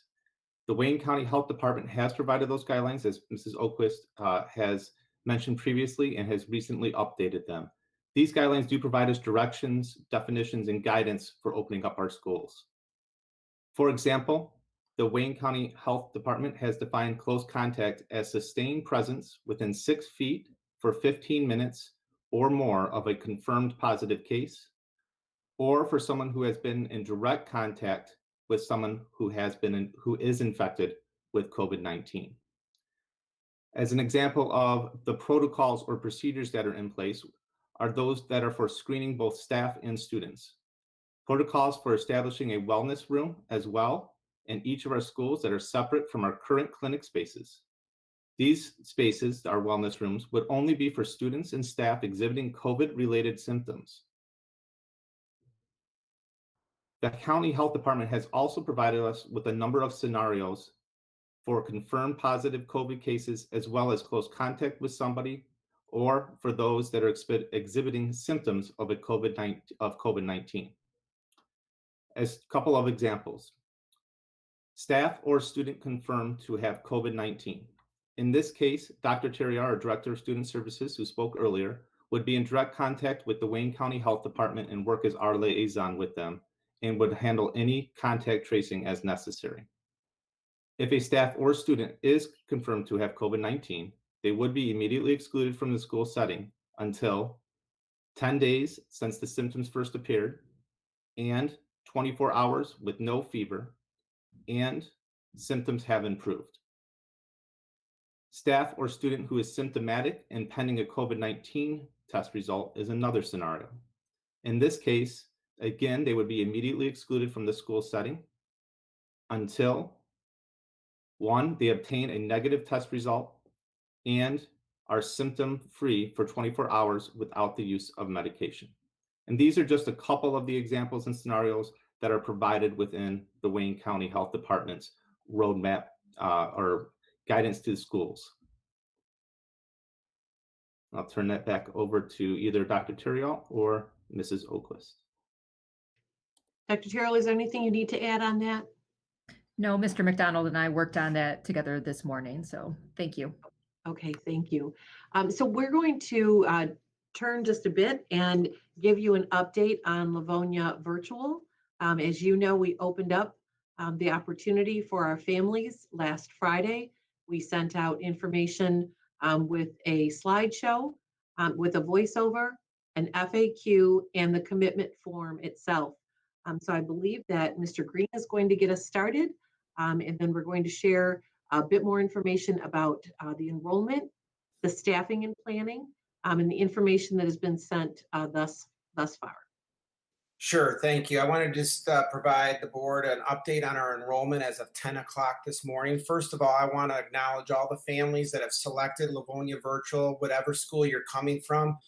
That's a big choice, and I recognize that you're leaving something to make that choice. So I know that had to be a very difficult decision. Nonetheless, we're excited about being able to offer Livonia Virtual for our community. As of 10 o'clock this morning, we have 1,550 commitments forms filled out to Livonia Virtual, and if later on we need any more breakdown of that data by grade or school, I'd be happy to provide that. I think Mr. McDonald's going to talk a little bit about the planning for staffing now. On the staffing side, we had sent the teachers an email on Friday that talked about the process that we will embark on here to express their interest in being part of the Livonia Virtual program. We will also be sending some more information tomorrow, which will help us identify the teachers that will be selected for that program. From there, we will then begin a restaffing across the district based on the enrollment changes from the students electing the Livonia virtual, and begin building out our staff and student schedules for the current school year in both the Livonia virtual and the face-to-face setting. While elementary teachers will be full-time Livonia virtual, as they will have a full class load with them. In most cases, secondary or elective teachers will have a mix of both virtual and face-to-face setting classes. I want to just take a moment and spend just a couple seconds on the planning for our Livonia virtual. I know we've shared this before, but I think it's certainly important to reiterate that Livonia Public Schools has chosen to utilize first and foremost our own LPS staff to be teachers in this program. That was essential. Two, we will be closely following the LPS curriculum, pacing guides, professional development, collaborating with teachers at those grade levels or in those content areas or in those elective areas, and collaborating with teachers in the in-person setting so that we can remain closely connected for the experiences our students are having in Livonia virtual, as well as in our classrooms. I know there's been a number of questions with regard to the magnet program, so I just wanted to spend a moment sharing with you that we have really very, very consciously looked at this situation prior to our first presentation. The beginning a Livonia virtual program and utilizing all of our own materials to do so and all of our own staff is certainly something that is very, very worthwhile and also a significant undertaking for the members of our team who have been working on that. We wanted to be certain that what we were able to offer our students was a program of the highest quality that would very much replicate the experiences that they would have had in one of our Livonia public schools. That was very, very important to all of us, and I know to our Board of Education. In doing so, there's a great deal of complexity with regard to meeting the requests of student schedules and matching staffing to those schedules. And so certainly while that's the responsibility on our end, it really does pose some of those logistical challenges as we look to meet the needs of students from any one particular program or one particular school. So I do want you to know that we understand how important this has been to our families and that our team really has been working on this very, very hard to find ways to partner with the principals at each of our schools with magnet programs, as well as working with members of our Division of Instruction. Part of that is going to be dependent upon the number of students in those programs who are interested in having the Livonia virtual option. We have to have a certain number of students in that cohort in order to provide a separate class for those programs. And so again, we would be happy to answer any specific questions you have on that. Members of our team that you heard from here this evening, Mr. Green at the elementary level, Mr. Willenborg at the secondary level, Dr. Terrill in our special education, and Mrs. O'Brien, who really covers it all from A to Z. If we can assist you, and I want to also acknowledge that the principals at each of our schools with our magnet programs have been really important partners with us as we've planned for how we can best replicate those programs to the extent possible. So we know that that's an important element. We also want to be certain that when we offer something, we are able to do it of the highest quality. So hopefully that will help give a little bit of background with regard to those programs and our Livonia virtual. So at this time, I'll just stop for a moment and ask if before we finalize our update for you this evening, stop and ask if you have any questions for any of the members of our team on the items we've discussed either tonight, which really were an update on a number of items, or anything we've discussed at one of our prior presentations. Thank you, Mrs. Elquist. Do we have questions at this time?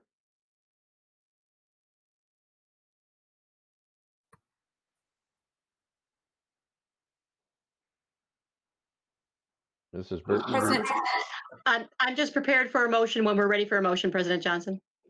I think Mrs. Oquist. Yes. Thank you. If you don't have any questions on those pieces, I'll just wrap up our presentation and turn it back over to you. Very good. So, Thank you. As you know, we have taken the work of our task force over these past several weeks, as well as extensive feedback from our staff, I think in some cases from our students, as well as our parents and members of our community, as well as that from you, our Board of Education. So we've had an opportunity throughout the past couple of weeks to continue to hone and balance the offerings that we're providing as we move forward. And one of the things that our board talked about last week was transitioning then to in-person instruction. So I wanted to just take a moment and say that that has been a topic of conversation and question quite a bit over the past number of weeks, not only in our district, but these very same conversations are happening across our region and across our state. So while we begin this year with a recommendation for Safe Start September, we also want to think about, as you talked last week about that October 1st transition time, we really started to think about the importance of making a very thoughtful and responsible transition of our students to in-person instruction. So some of the things that we would recommend our district do is to continue to watch closely the metrics and the data around us as it relates to not only our city, but the region and the area, the greater area around us, to continue to watch the numbers and the metrics that have been shared by our state and those within the guidelines laid out in phase 4. As we look to transition during that week and the days following, it's our recommendation that we still continue to take a look at the opportunity for a graduated re-entry of our students so we can continue to still have that transition point, some of those things that we talked about when we first presented this on the 27th. The importance of having an opportunity for students perhaps in smaller groups, perhaps half of the students at a time, to be able to start by coming in, learning some of the new protocols, safety measures, processes with regard to passing times between classes, the different cleaning and safety protocols that exist within the school, mask wearing, how lunch is going to work, how we're going to travel within the school setting, arrival, dismissal. And we believe that that can best be done, one, as we continue to monitor the data and the circumstances around us, and also look to have that graduated re-entry as we make the transition from a fully remote to a full in-person. And so that is what we would like to bring. As you know, our team spent quite a bit of time looking at models very, very similar to that throughout the summer. This is certainly not work that starts from ground zero. This is work that has continued to evolve as the information around us has continued to evolve.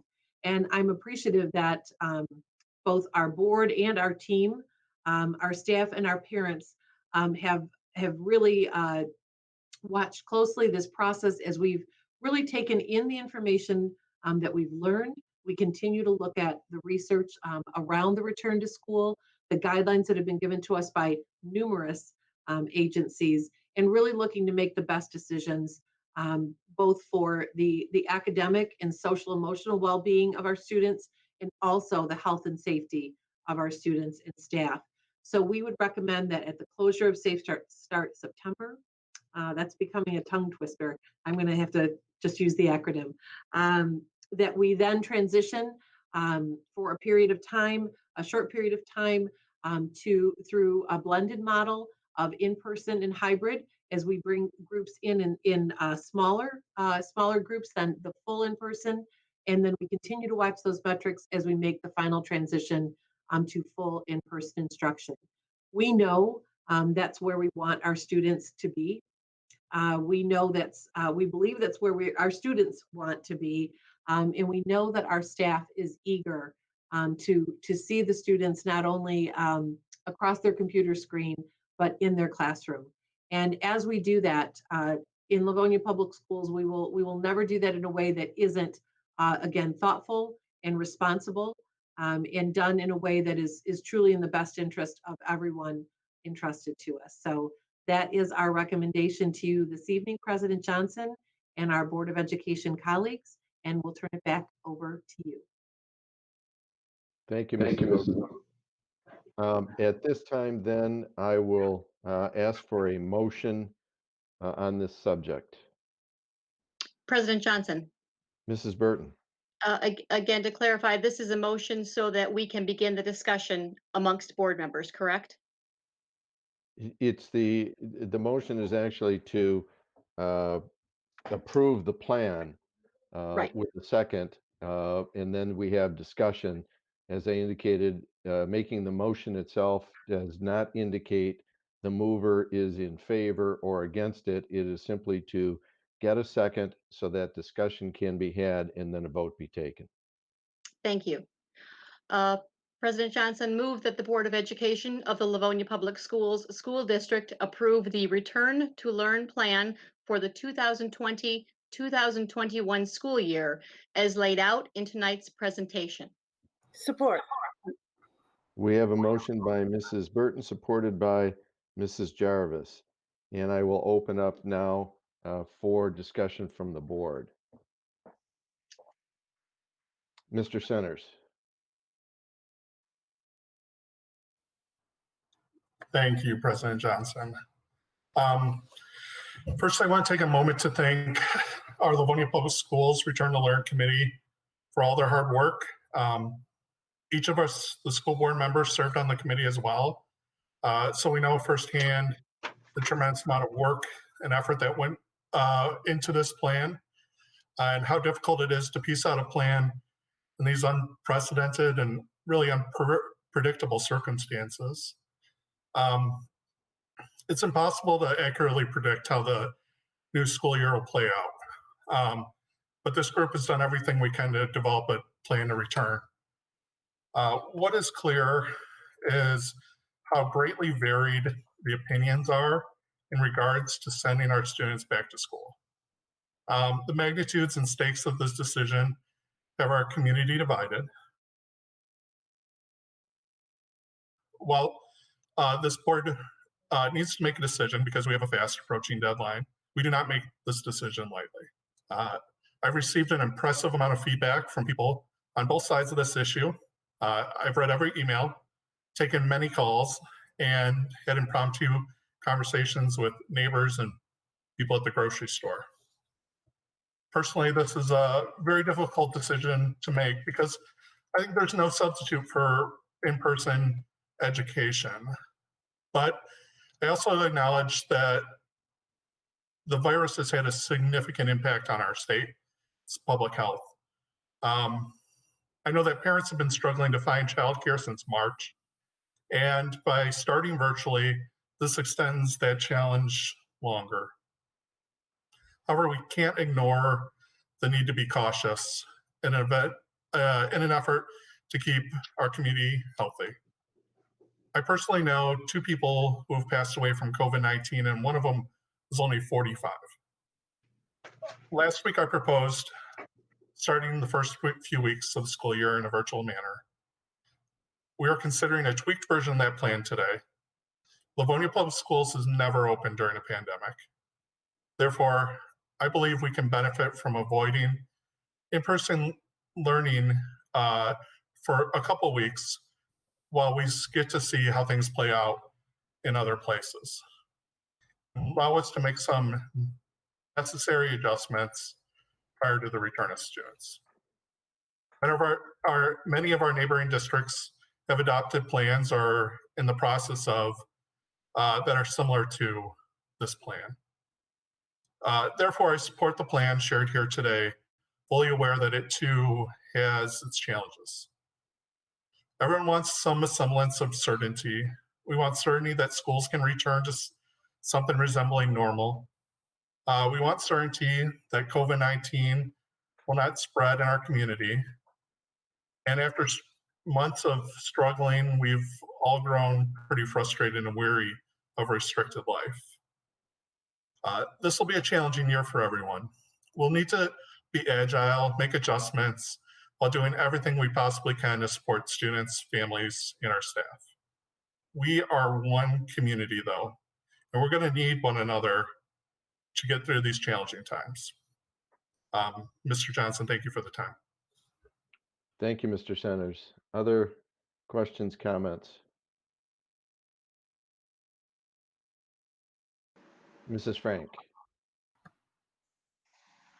Thank you for the time.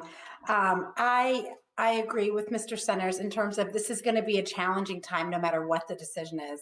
And I just want to say that we have heard from so many of you. We have listened to you. We hear you. And just as Mr. Centers said, we have weighed the cost that each of you have shared with us. Some of your feedback has been heartbreaking to hear. We have heard from many of you who are really struggling. And so from that, we weigh each one of you when we make this decision. We are tasked with what to do with the 14,000 students that we have. And so we know this comes at an incredible hardship to many of you. And so the soft start, going remotely to begin with, I know is very, very difficult for so many people. And so I just want everyone to know we have heard you, we understand that, but we do need to do this in the most safe and responsible way that we can. This is one way that we're going to do it in terms of slowing the start, slowing down when we bring kids into the classroom, but the teachers will be there. That will be opportunities to have small pods in the buildings, and for those most students who need the most services, maybe an opportunity for them to come in. I know that I've heard so many people say that schools are not daycare. And while I agree with that, we provide a valuable service to our community. We have expertise in many areas, experts in many areas that provide much needed services to our students that they do not get when we are not in school. And so I just want to share not only our occupational therapy and our speech therapy, but behavioral therapy, that we need to partner with these parents who are struggling with their students during this COVID-19 shutdown. And so the professional services that we provide, we cannot put a number on what we do. And I know that so many of our team have done an amazing job with trying to reach out to people and do it during Zoom and do it during Google Meets, but we provide amazing services to families, and we partner with them in ways that is much, much needed. So I wanted to just share that. I agree. I have heard from so many of you about we need face-to-face. Our kids need to be in school, and I agree. I have 4 children, and they need to be in school, but we need to make sure that we're doing it safely. So lest anyone think, as Mr. Centers said, that we are making this decision lighthearted, we are not.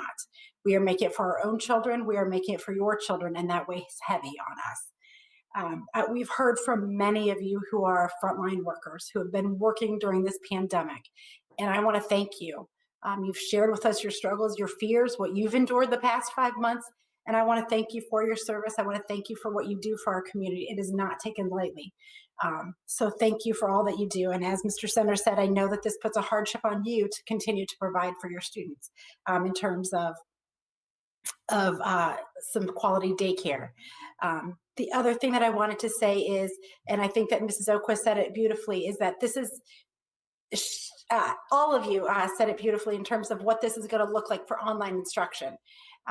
It is not going to look like the spring. The spring was emergency instruction, and we are going to have thoughtful, intense professional development for our teachers, so that what comes to you as a family, what comes to your students, will be value-added education. It is not going to be sitting and doing home worksheets. It is going to be value-added education that they're going to be engaged, hopefully engaged in, and your kids will be able to do this without quite as much parental support. There will always be parental support needed, but hopefully the teachers will be able to do that in a way that is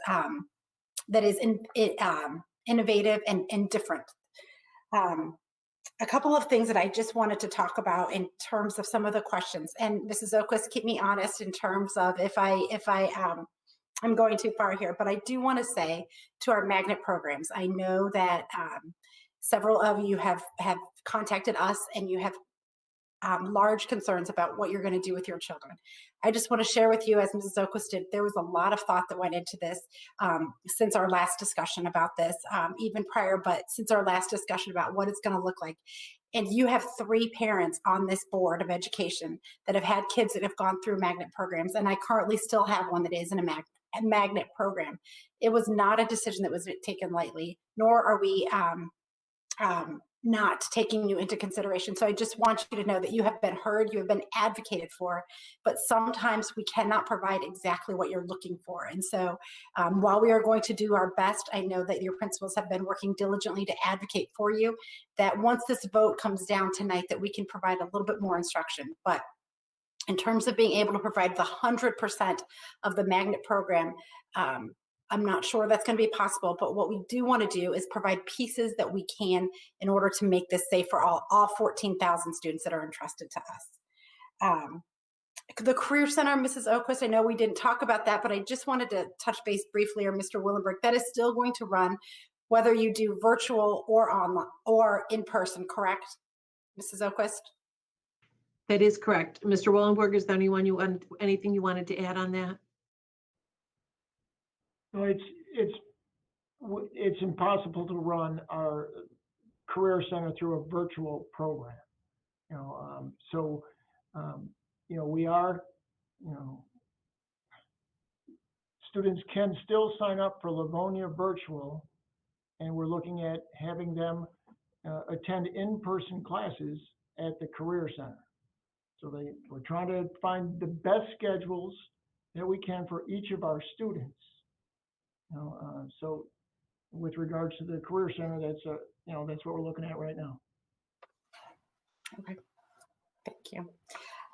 The last thing I wanted to say was, Mr. Willenberg, it's still with you.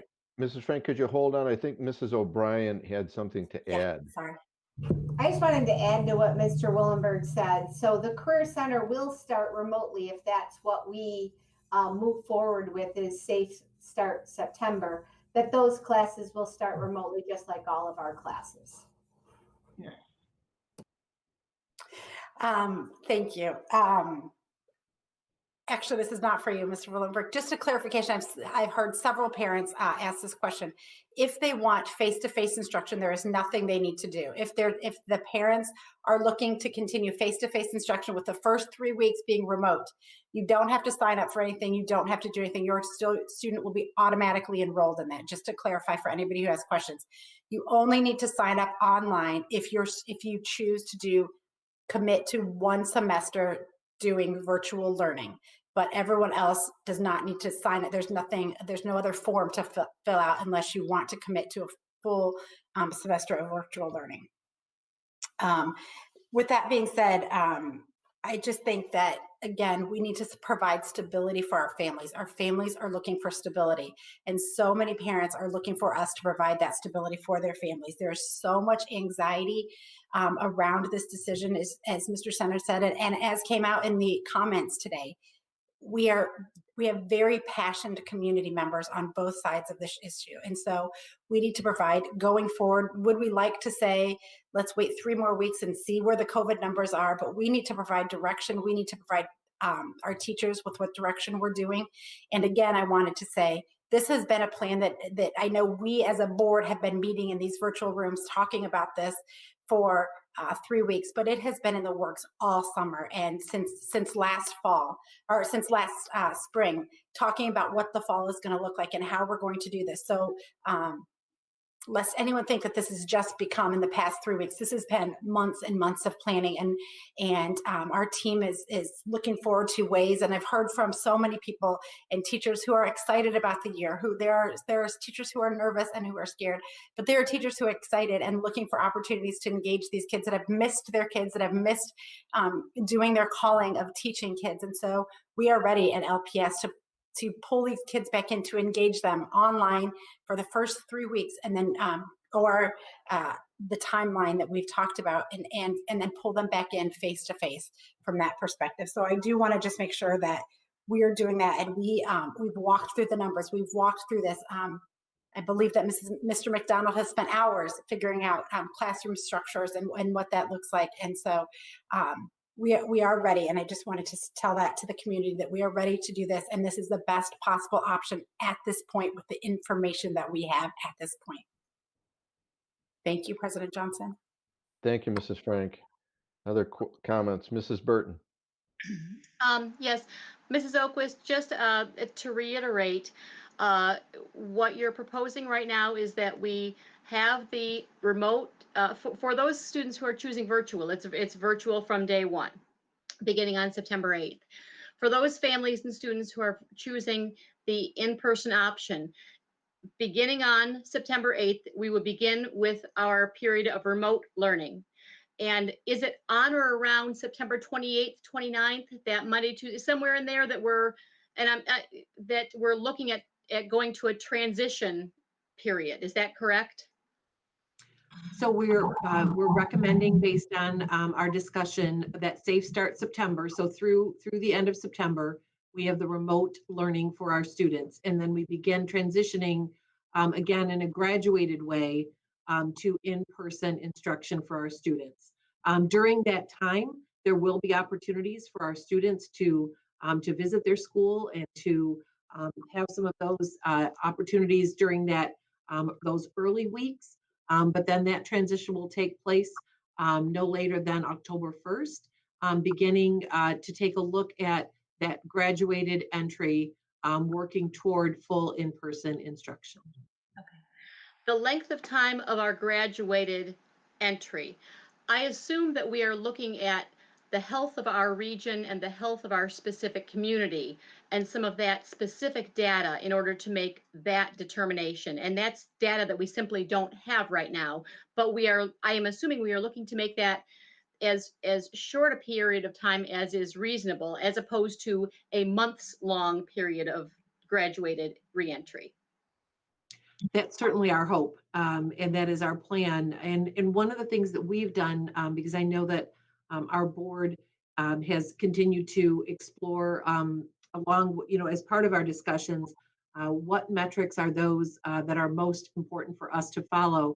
So I have also reached out to our county and state leaders to ask for some additional assistance with regard to the most meaningful data points that we can continue to track. We have tracked many over the course of the summer, but between now, as we begin the school year and as we move forward. And so, again, one of the things that we wanted to be sure was that we were taking all of that into account before we return to a full in-person program for our schools, so that we were making the most informed decisions possible. Okay, thank you.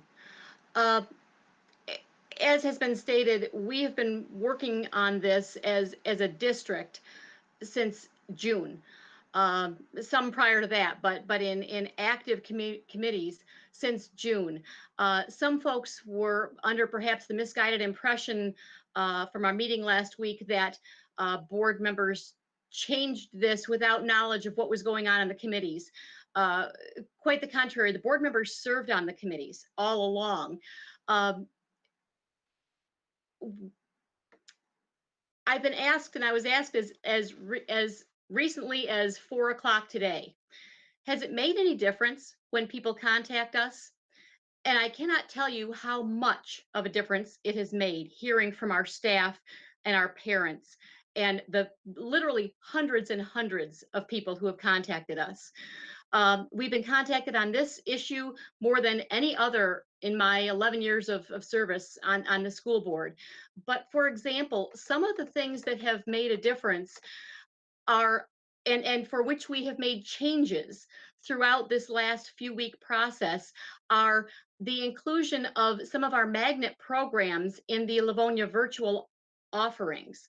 That was not something that initially we thought could be part of the virtual plan, but we heard such a loud and such a high number of parents for which this was very, very important, that we continued to work on this plan to see what could we do along that line. We also heard from a great number of our staff, even though we had a very large number who were ready to go back into the classroom. We also heard from a very large number who had significant fears about going back into the classroom on September 8th with our students all in attendance. And even though it worked out really well to offer a choice for our families, virtual or in person, it was not working out as well for our staff at that time.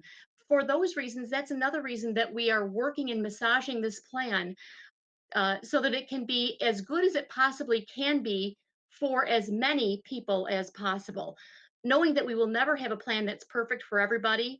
But this is truly a matter of compromise to help serve one another in our community. We have been asked to be leaders. And in my opinion, that is one part of leadership is one part is making the difficult decisions, but a big part of it had better be to listen to the people who are involved and carry out the decisions day in, day out. And that's our staff and our families both. The difficult part of this is, of course, we have, as has been stated, completely conflicting, very passionate needs. There is no way to make one decision tonight that is going to satisfy everyone's needs. But I commend this entire Livonia Public Schools team for working together to massaging the plan that was presented. And again, which the board all participated in the plan, but we've massaged it over the last few weeks to try to make it better yet each step of the way for another chunk of folks who had some significant needs. I want nothing more than to see both plans be able to come to fruition as quickly as possible. I want to see those who have a desire to have their students in a virtual plan be able to start that from day one. And I would love to see our kids for whom their family has chosen an in-person learning to start that on day one. I'm willing to compromise on that for the peace of mind and the professional development of a lot of our staff who have really implored us to give them some more time in the classroom to work out the pieces of this plan before we bring in 20 or so little ones into their room at the same time. So I'm willing to go along with that and make the compromise in this decision that we are arriving at tonight. We have a majority of parents who really want their children in school full-time in person. And we have an enormous number of our staff who want the same. But I believe we really need to work together to make it as safe as we possibly can for as many people as possible. Part of the problem is safe looks different depending on who you are and depending on what your child needs. There's, of course, the obvious safety of COVID, but there's also the academic safety of those students for whom learning does not come easily. For them, safe learning needs to be in person, from what I'm hearing from most of those parents, as quickly as possible. Safe home situations have been exacerbated by this COVID-19 situation. And I have those parents who are imploring us to get their students, or their teachers are imploring us to get their students back into the classroom as soon as possible. We have some families who are immunocompromised. For them, the COVID concern is the greatest safety need. For most of our students, the social and emotional needs are high right now because they've been without their peers for so long. So we have safety needs across the board, and people are passionate that we must pay attention to safety, but safety looks different to so many families and so many staff members. And that's where the board is having such difficulty, because we can't make one safe decision, because what is safe for one is not necessarily the safest for the next person. And that's where we're coming into such difficulty making this decision. Livonia numbers for COVID have been low and have been stable, which again leads me toward approving this proposal as it is presented tonight. We also have mentioned that we do want to watch other districts and other regions, and that is not because Livonia is lacking leadership or not willing to be a lighthouse district, but if someone else is already planning on trying something, I'd rather have them experiment with it and have us watch for a couple of weeks and make sure it's safe and learn from their successes or their struggles, rather than try it out on our own kids. again, I don't think that's a lack of leadership in our district. I think that's just being wise. If we're going to have many scenarios going on around us, let's watch all of them and learn from the successes and the difficulties.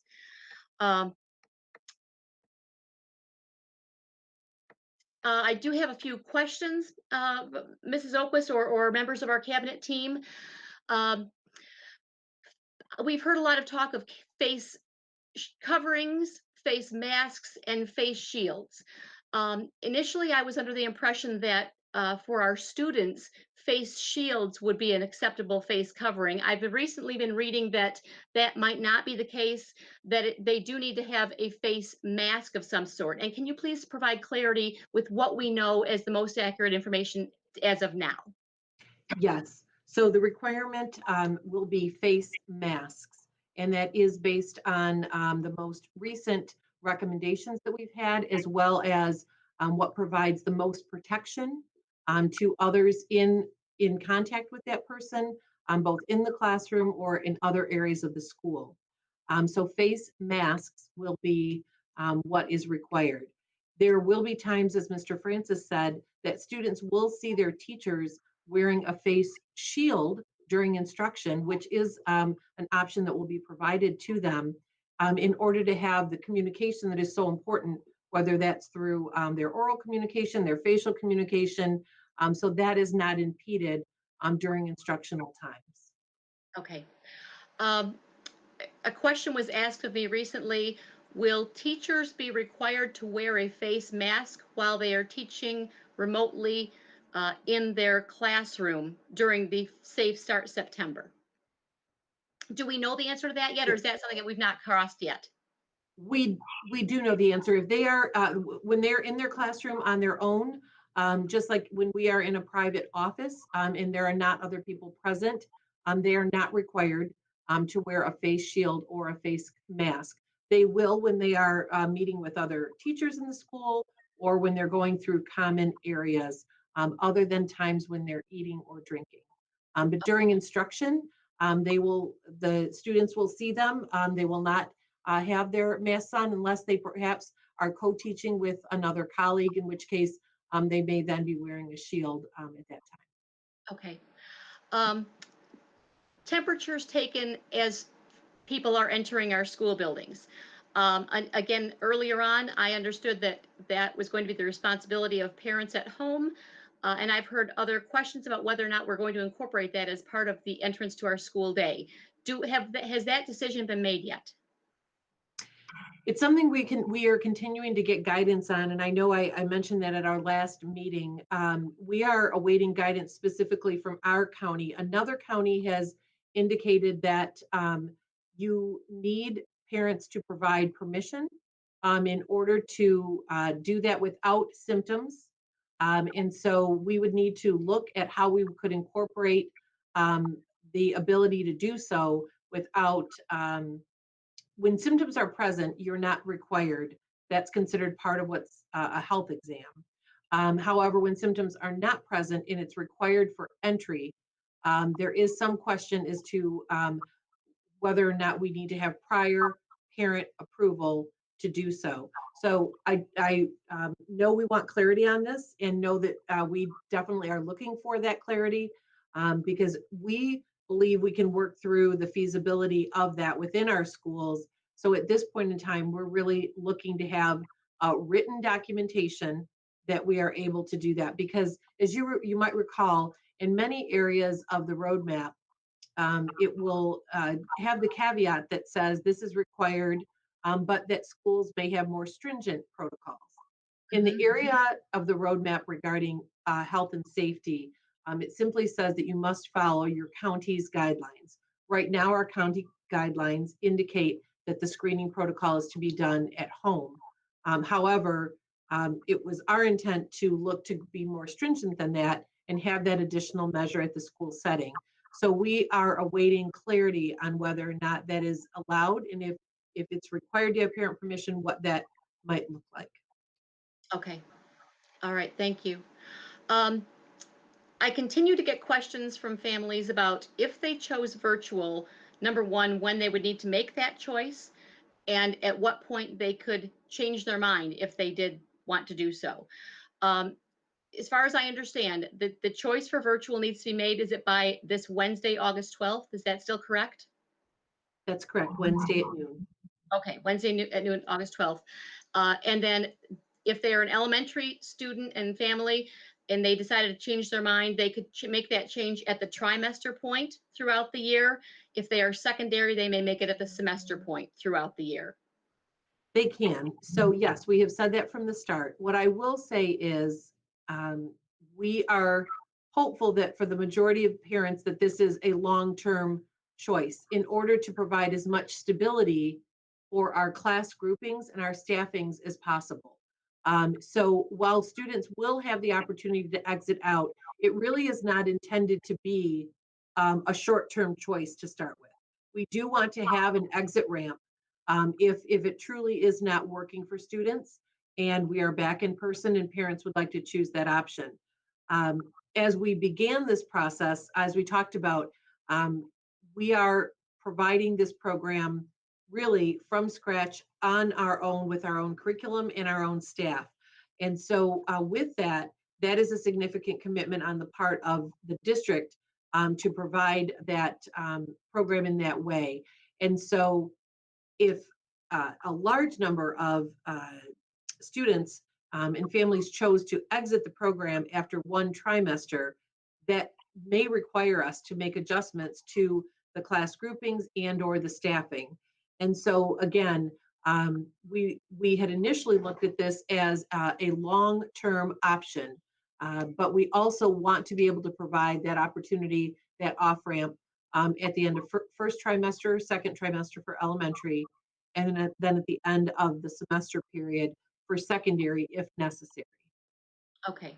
And likewise, that would be the same if a family is choosing in-person schooling and decides to go virtual. It's the same time period at the trimester or the semester break if they choose to make that change. So that is not quite the same. They would be able to do that if there was space available in those courses or in that grade level. At that point in time, we had indicated we would not be opening a new section if someone wanted to enter in at the trimester or semester break. So again, if within a classroom there is space to add a student to that classroom, then we would be able to consider doing that. But we want to be as forthright as possible, that really the intent, as much as possible, is this is meant to be a long-term decision so we can make that long-term commitment to the students and the families in that program without disruption. But again, in an attempt to accommodate that request, that does potentially leave the situation where those classes could be modified based on the number of students who may exit or enter. Okay. And again, I know we've gone over this in our last meeting, but I continue to get questions on it, and it's along this same line. If a family chose to have their student re-enter in-person learning, they would be permitted to do that at their home school as long as there's space in the child's grade in a classroom. And if there was not space in the grade, they could come back into in-person learning, but it might be at another school. That we would make every effort to put them in their home school, but there is a chance that it could be at a different school, for example, at a different elementary school if they're at that level. And even if that were the case, they definitely would be guaranteed to be back at their home school the following year. And is that still You stated correct? all that correctly. Okay. Likewise, if a family who's participating in a magnet program chooses a virtual option, they are not foregoing their spot in that magnet program for the following year. Is that correct? That's correct. Okay, those are questions that I and I know my fellow board members continue to receive on a daily basis. Let me see here. Transition for our kindergartners coming in. It was a question on my list, and someone asked it at audience communications today. What might that look like? Or has that not yet been covered? I'm going to ask my friend, Mr. Green. I'm going to phone a friend and turn it over to him. Okay, thank you for that question. So as part of those benchmarks I spoke about earlier during our remote learning and our Safe Start September, obviously, in our original plan, we had kindergarten being the only grade to come in that first day. So that still acknowledges the fact that we want to do something special for our students that are brand new to our schools. Elementary principals report back next week. That's going to be one of our initial talking points is what is that going to look like? It's not only about material pickup for our kindergartners, and it's not only about looking at what their teacher looks like in person, what we want for all grades at the elementary, but for our kindergarten friends, this is going to be the first time they're in our building. And we would also want to entertain that same concept for our families that are new to Livonia schools. At this time of year, we typically host tours for our incoming families of our buildings. And I don't know what that's going to look like yet, but those principles that we always believe in. We're going to hold true to those same beliefs and principles. We just have to principles LES. We're going to have to still hold true to those, and they're just going to look a little different in this remote world. But those values don't go away just because we're in this new mode of learning. So I don't know if I specifically answered when and how, but it's definitely going to be a high priority. Okay, great. So those families can know that they will expect some communication about that in the coming weeks. It's not ready tonight, but it will be ready soon before we go back to school. Correct. And I think it's also important to note on the Livonia virtual that one of our other initial charges is going to be folks in the buildings are going to make point of contacts with those families to confirm that commitment is indeed what they are intending to see happen for their children. Because sometimes, we want to make sure that those numbers are accurate for a variety of reasons. Absolutely. Okay. And then my last request, Mrs. Oquist, I don't know if these already are on the website. I know you have provided to the Board of Education on more than one occasion, the Wayne County Health Department guidelines with their 6 scenarios of what if, then this is what happens. Is that already on our website? And if not, can we put it on there? It was included in one of our documents that we sent out, I believe, 2 Fridays ago. We did include those scenario items, but it's embedded in one of the documents on Return to Learn.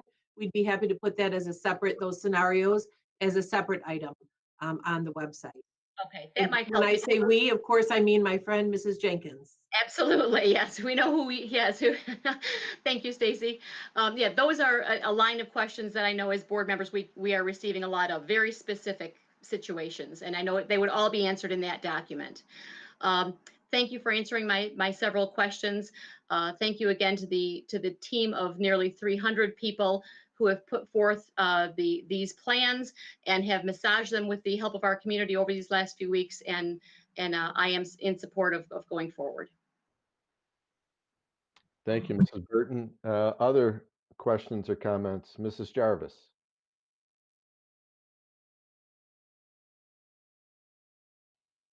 Thank you, President Johnson.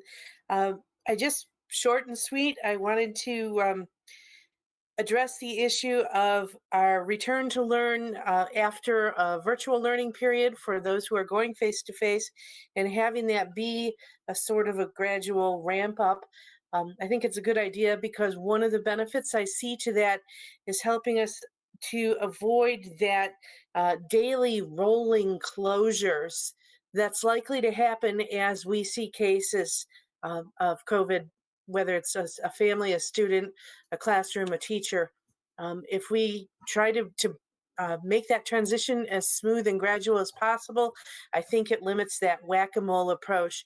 And as crazy as it is when there's a snow day, at least we know that's the whole district.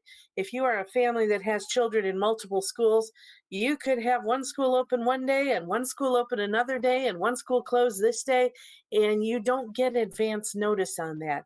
So that has got to be one of the most chaotic and traumatic things, I think, for our students. To not know, that sense of not knowing and suddenly having to hustle and figure out what you're going to do for that day. I think that it would be hard on our families as well as the classrooms. So that approach, I think, is a very good approach. Also, there was some concern about in some of the letters that I've received about being leaders, and I know that Mrs. Burton touched on this as well. Being a leader doesn't mean doing something differently from what everyone else is doing. Being a leader means making the difficult decisions that are in the greater good or for the best that we can do with what we have available at the time. We do pay attention to what other districts are doing. Of course we do. We all have the same charge from our governor. We all have the same or very similar concerns. We all have students, we all have families that we have to work with and do this decision for and on behalf of. Districts across the state share the same data. It shouldn't be any surprise when we come up with similar solutions.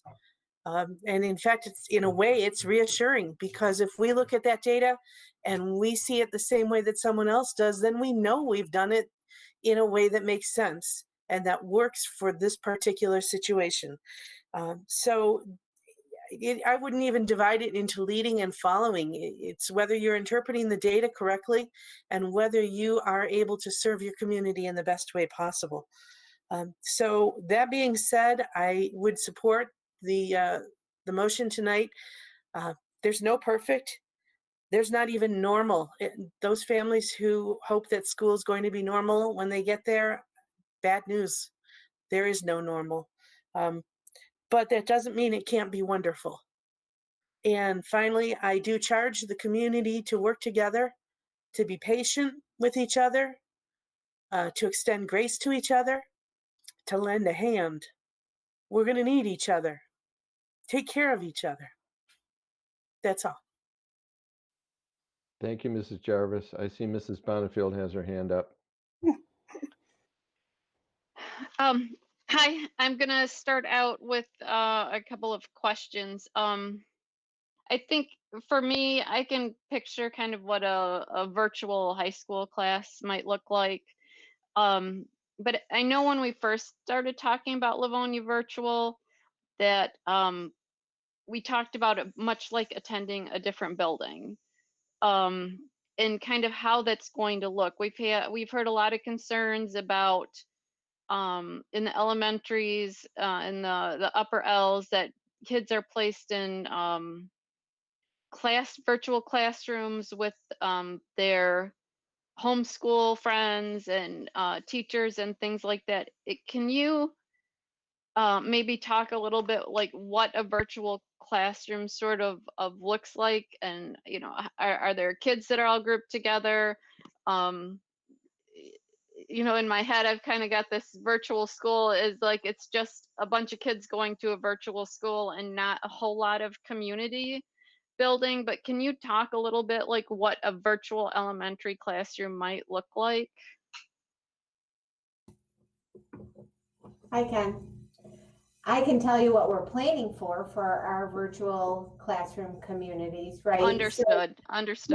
There's there's a lot of online programs that most of it is asynchronous, things students do independently with some parent support. That's not the goal of this program. The goal of this program is that they would have touch points every day with their teacher. And it might not be all whole group like this. To start the year, we certainly would want kids to get to know each other and see the other faces in their classroom, just like we would if we were in person. But there could be breakout sessions and small group instruction. If I wanted to do guided reading, I might send 5 kids a 10 o'clock appointment time, and then the other kids, I want them to independently read or do asynchronous iReady. But then at 10:20, I'm going to switch and I'm going to work with a new group. So we do want these classrooms to have a sense of togetherness and culture and climate, that they see each other as a class. Thank you. And this kind of goes along with a part of what Mrs. Burton was talking about, a lot of concerns about students losing their standing in their programs or losing their ability to return to their home schools.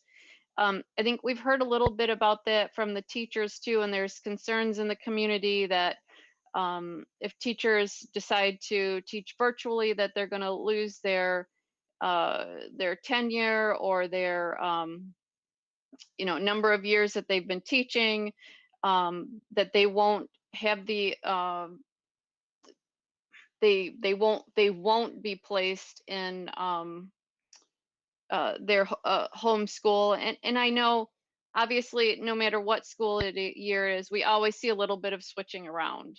But that can we talk a little bit maybe about what if the teachers are teaching Livonia virtual, and what their opportunities are, and just reassure everyone that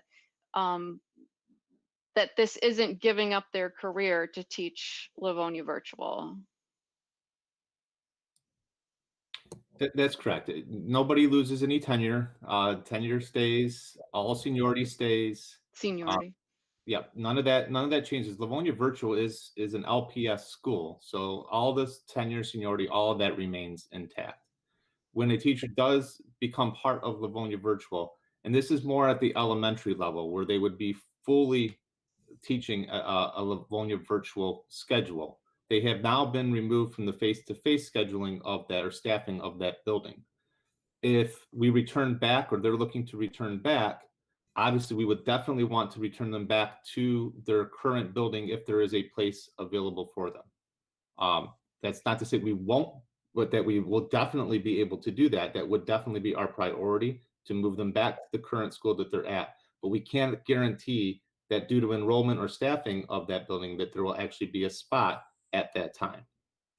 And I think correct me if I'm wrong, but a lot of, if we were going back to a normal face-to-face schedule, that would be the same possibility, correct? That if we lost maybe like a fourth grade class, we went down from 4 to 3, that then there might be some shifting around even in a normal year. That's correct. Every year we Okay. see a little bit of shifting from one building to another. Okay. One thing I wanted to talk about is, and I wrote on my notes here, this isn't anything I wouldn't do myself.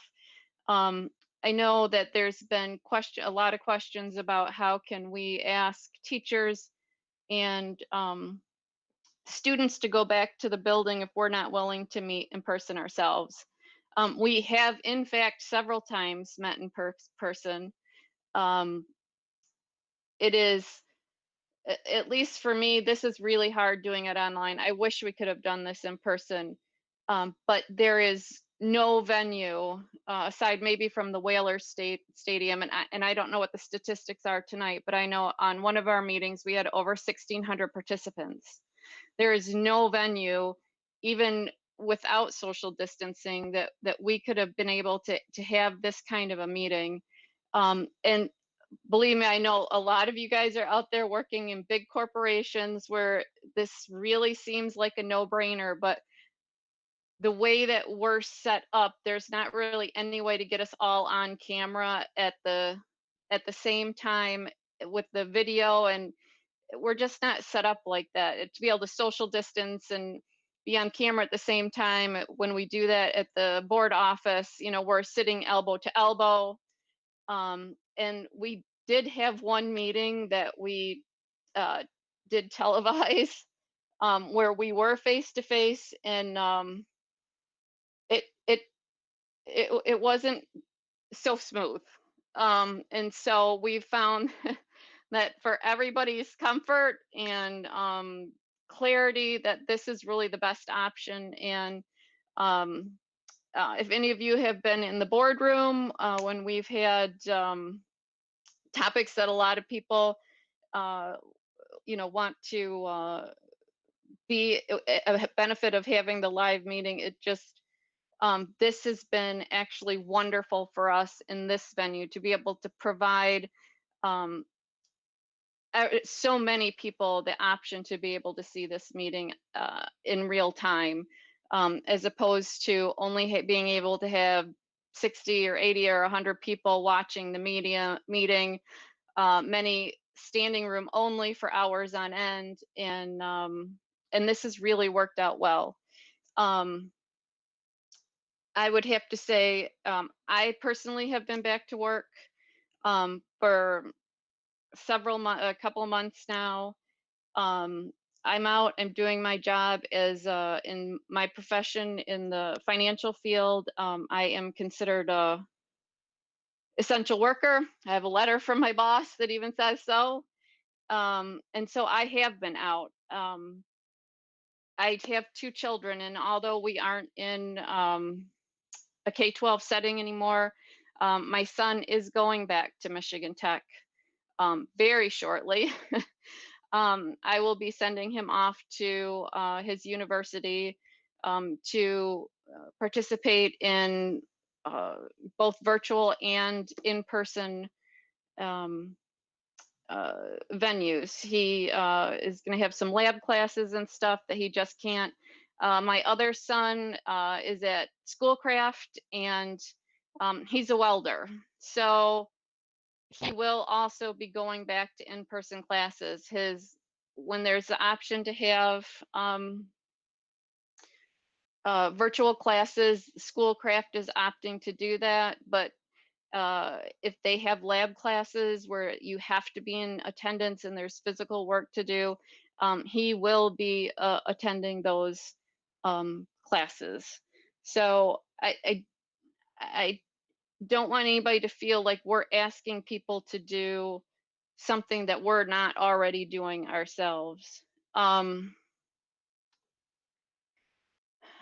want to talk a little bit about the flexibility in the plan. And I know as we've been talking about certain things and answering questions, we've said, well, that's what the plan is, or we don't really have that shaped yet. If we were doing Livonia virtual, if we said in a normal time frame, we're like, hey, let's do Livonia virtual, I can tell you that it would take 3 years to put this program together before we would ever bring it to as a general offering. I think Livonia works methodically and with great care and pilots different things, and we're doing this in a 3-month time span to be able to provide this option to our families. And so and on top of that, in a perfect world we would be able to plan and move forward and have this set thing. But I just want to remind everybody, we need to be so flexible in this time. We're beholden to the governor. If she moves us to phase 5, we're all gonna, jump up and yell and be so happy. Phase 5 would be great. But there's also the possibility we could shift back to phase 3. And that is, we have no control over that. We are, beholden to the county, the state, and the regulations that they've set. And no matter how we feel or what side of the table we're on with where we are with COVID, we still have to remember that we have to follow those guidelines. And so a part of that being flexible with the plan and not having everything maybe 100% written in stone is that, we talk about some of the things that the kids are missing, or that we're sad that's not provided in the virtual, or we're looking at something else in a face-to-face version. This plan is going to continue to grow and metamorphose into an amazing program. Not that it's not amazing already, but every single day, even in our regular situations, our teachers and our staff are learning and growing and taking their experiences and doing whatever they can to make the education and the experience of their kids better every single day. So we just, have to understand that this will grow, and it's really going to blossom, and we'll all grow together. And I guess the other thing is in you know, we hear some criticisms that you know, that we maybe are too accepting as a board, or we don't push back. And I have to say, I personally have pushed back. I've made those telephone calls. I have called and said, I don't like this. So we do push back on this, and we do get answers, and we are really we're really pretty tough on these guys. They are number one, our central office staff, our teachers, our staff.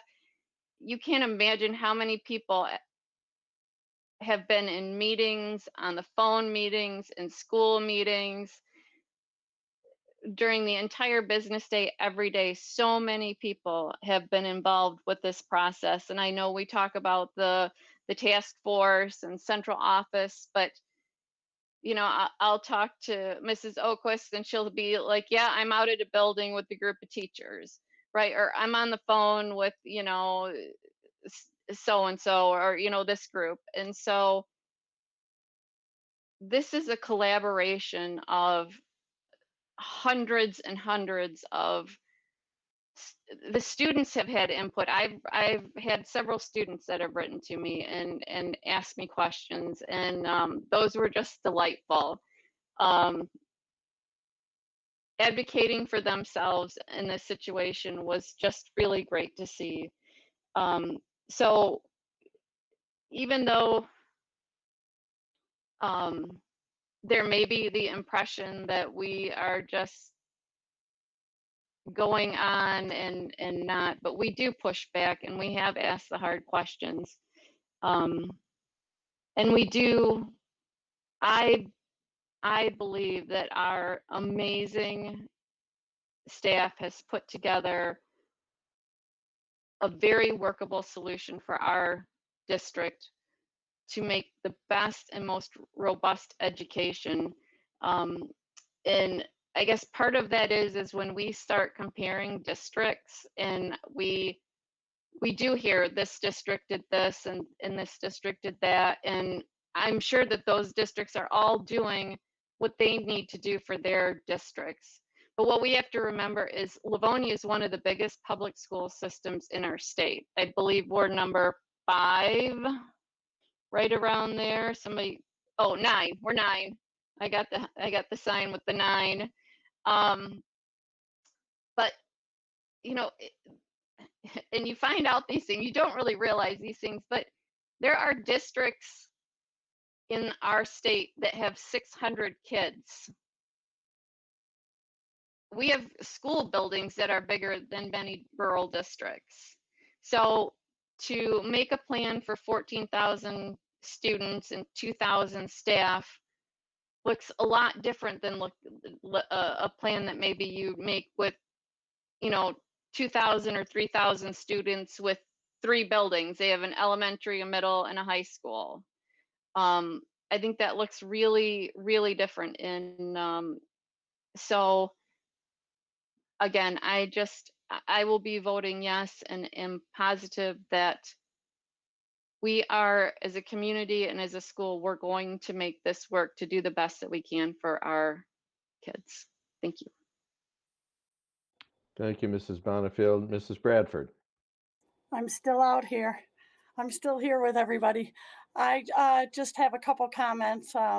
One is, I want to thank everybody that gave their input and sent a lot of emails towards us for the last few weeks, and we did take everything into consideration.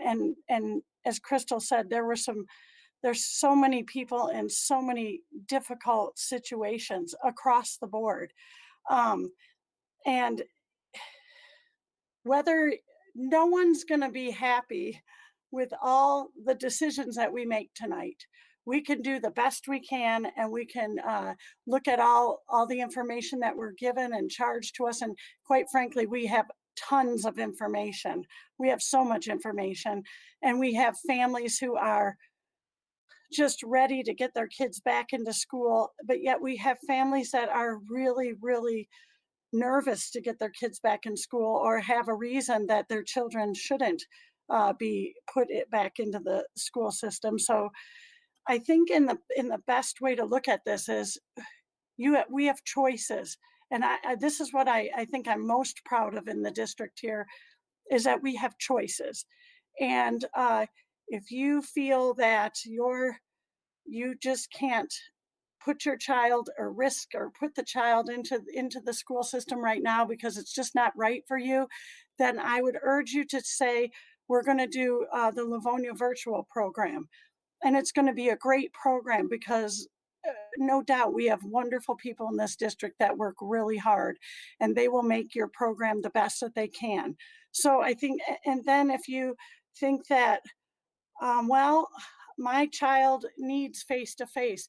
First of all, I think there's not anybody in this district that doesn't believe that face-to-face instruction is the best mode of instruction for our kids.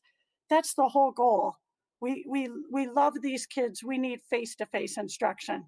The question is, how do we do it safely? And how do we do it that protects everybody, our staff, our students? And so I think in that piece, when we say we're going to go in person, I think that Safe Start is a wonderful opportunity to get us started. I think that that gives us some clarity. It gives us some questions. It isn't our favorite thing to do because, I mean, it's not easy to start remote again because these kids are going to start off with their teachers. But I really like the way that we want to take some kids and infuse them into the schools, get them in, our kindergartners, our fifth graders, our seventh graders, our ninth graders that really have to maybe come in a little sooner to get adapted. Either of these plans, it's all, we're going to do our very best. It's going to be bumpy, and it is going to be a little rocky, and we are going to have to be flexible. There's no doubt about it. But I think we have the choice to do what we need to do, and we do have students that do need face-to-face. We need to get them in. But again, I'm going to go back to safety. I just want to see us have a safe start. I very much like the idea of the transition, the graduated reentry. I get a little nervous about setting a concrete date, but I do, and I think I have some angst and some worries, but I do think that this will work. I do think we can do it. I do think people are out working now, and they are working with, masks on. We are working with distance between us. We are able to do that in small groups. And I think if we stick to trying to get a plan in place that allows safety and security to be the best, I think we can do this. It's going to take a lot of work, hard work, but we have one of the best staffs. I wouldn't have put my kids through this school system if I didn't know we have the best teaching staff and the best staff around. And we have to trust them. We now have to put our trust in them that they know what is best for our kids and how to do this. And I think our parents need to be showing grace. You may not get everything that you want out of this plan, and it might be difficult for you, but I think we have to have a plan. And I think this plan offers us the best options. You either go all virtual, or you go ahead and say, all right, I'm going to put my child in for face-to-face. However, when we do the face-to-face, we do have to look at watching closely of the data. We don't know what's going to happen 4 weeks from now. We don't know what our numbers are going to look like.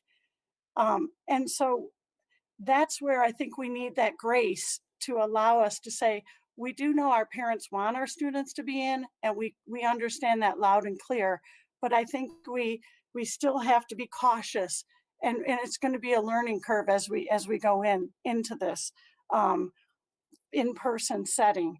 And I think along the way, we're going to learn a lot as we go. And but I ask for grace from our staff, our parents, and each of us, because this is such a difficult decision.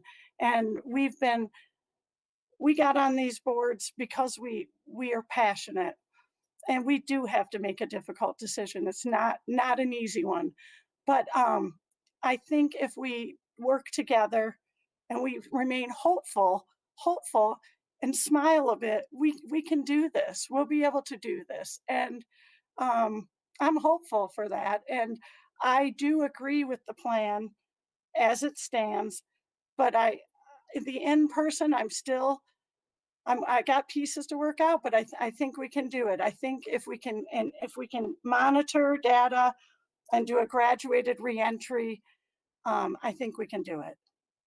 So I want to thank everybody for all their hard work. And I know we got a lot more work to go. And hopefully we'll do this together. Thank you, President Johnson. Thank you, Mrs. Bradford. Anyone else want to add anything at this point? Mrs. Frank? Turn your mic on, please. You're muted. Sorry, did you want to weigh in, or do you want me to go? I have a couple more questions. Do you want me to go, or did you want to? You can go. That's the benefit of my position going last. Most of my questions have been answered. I've marked a lot of them off. I still have a couple, but if you would go ahead, Mrs. Frank, I'd appreciate it. Okay, perfect. Sounds good.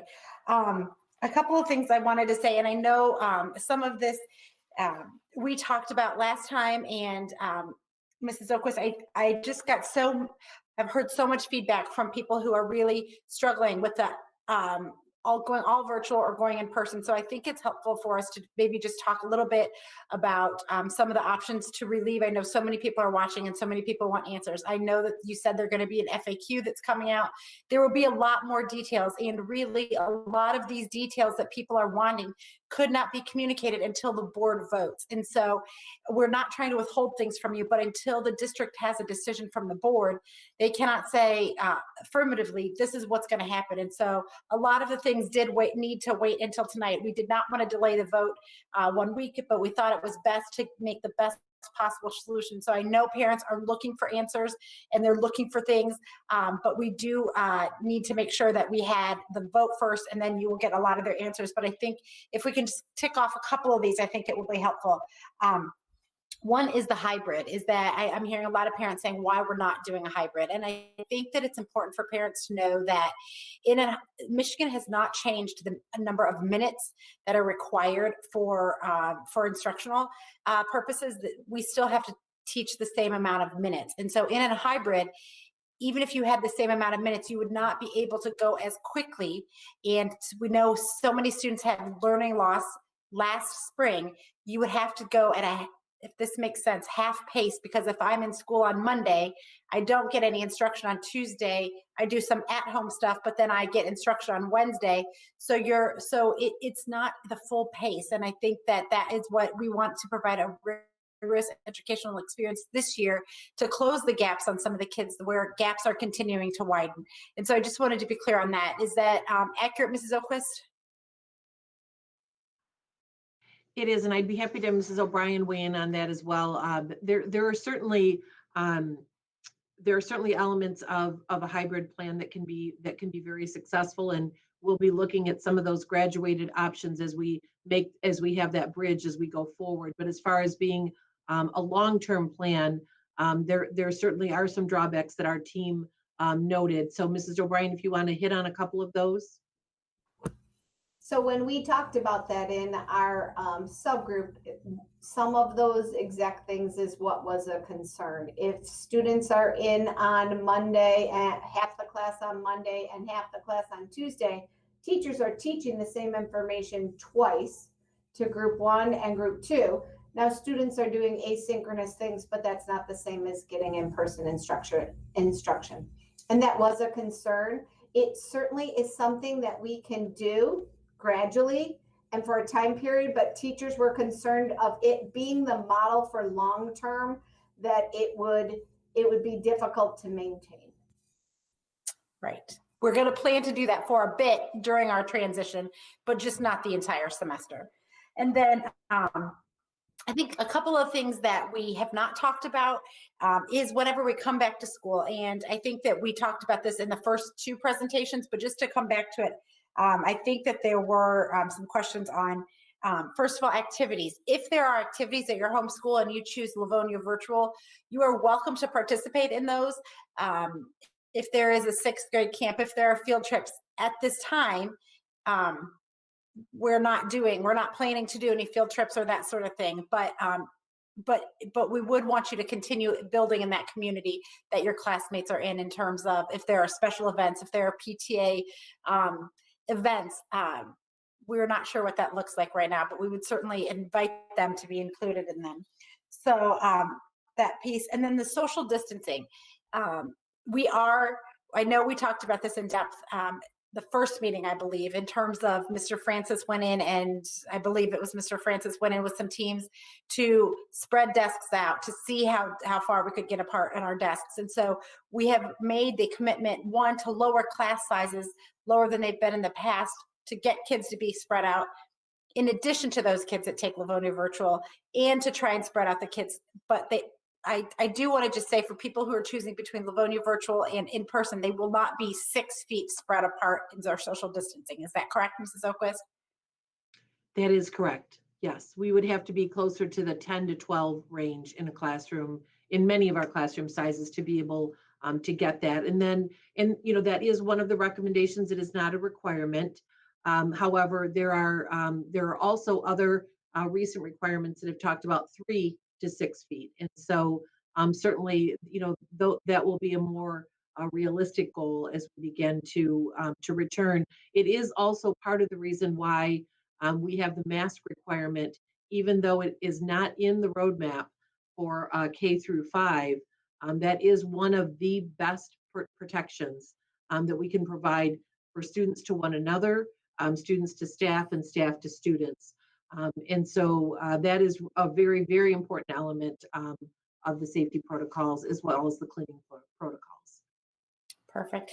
And just the busing, and I know that we talked about this in our first meeting, but in terms of busing, there will not be social distancing on the buses. You will be required to wear a mask, but for parents that are looking for options for Wednesday, whether or not they're going to send their kids to Livonia Virtual or in person, on busing, if parents choose to utilize the buses, everyone will hand sanitize and wear masks, but there won't be social distancing, just so parents have the most information as they make these decisions, what it would look like if they came back to school in person. Mr. Francis, do you want to take that one? I don't know if it's a question or just a statement. I didn't know if it was a question either, because you basically made the statement, which is an accurate statement, that okay. We're going to be following the guidelines, and the only way to actually be able to transport our students, and I generally always say the safest way for children to get back and forth to school is on a school bus. In this case, we're installing hand sanitizers on the school buses. The students are required to wear masks. Windows will be opened as appropriate, and drivers will also have their PPE on. And I just want to take a minute on that, because I know that one of the things that we looked at in the survey was whether or not parents would be able to or interested in providing their own transportation in order to have less students on the bus and allow for a little bit more distancing. And if I recall, we were somewhere in the 64 or 65% of parents that said they would be able to do that. We currently run a 4-tier system in the morning and a 4-tier system in the afternoon, and that's with our normal bus routes. If we had to have 1 student per seat, every other seat, I believe we would have to look at 3 to 4 runs to accomplish 1 single run. it simply would not be feasible to provide transportation, probably other than that which is mandated for our special education students. We know that there is a significant number of our students who rely on that transportation. So we are following the required protocols. Again, the hand sanitizer available at all times and required as you enter the bus. The bus is to be sanitized and wiped down regularly between routes and then at the end of each day, as well as mandatory masks for students and staff while they are on the bus. So that would be a conscious choice that parents would be making if they chose that as the route the route to go, no pun intended. But we really did weigh that, and I believe that was in two of our subgroups, both Mr. McDonald's subgroup and Mrs. Smith, as well as Mr. Francis and Mrs. Jenkins subgroups. And this was a question. We had bus drivers, we had our routers, we had our transportation supervisor as part of this, and really took a look at what would it take in order to meet those guidelines. And it really, unfortunately, would not have been feasible for our district, or really, I can't imagine many districts to be able to provide that. So it was certainly something that we did with careful thought, but ultimately the recommendation was that the provision of transportation for the students who needed it, and if that was their only way to be able to get to school, that we felt that having those mandatory safety protocols in place would be important. And we also appreciated the fact that in our parent feedback, they shared with us that a good 2/3 of them would be able to provide that transportation on their own. So hopefully that helps give a little bit of the why behind the decision. So we've talked a lot about the finality and the final decisions tonight, but I think it's important sometimes that we're also going back a little bit and reminding people of where our teams were as they studied all of these really important questions and really dug into each element of the roadmap. I think, thank you, Mrs. Elquist. I think the other thing is that I've heard a lot of feedback in terms of this 3-week soft start is just going to turn into online, fully online remote. And I think that it is the intention of the board to go back, and I think every one of us has said it, to go back face to face. We will review what is best for our staff, what is best for our students, and what is best for our community.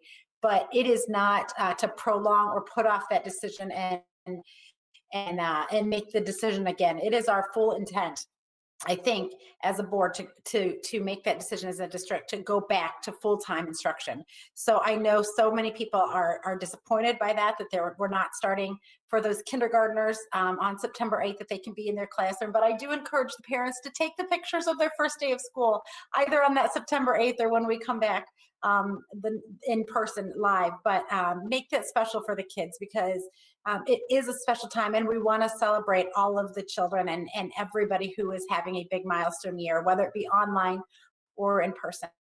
But in Ohio, I know that some of the schools pushed their start date back. They were supposed to start the middle of August. They just pushed it back instead of going online. And I think this is a nice compromise of not pushing things back, but doing something as a softer start. So I think that this is a great option to do in terms of getting our kids reacclimated to school and not just pushing it back another month or 3 weeks, but to actually get them acclimated to the school.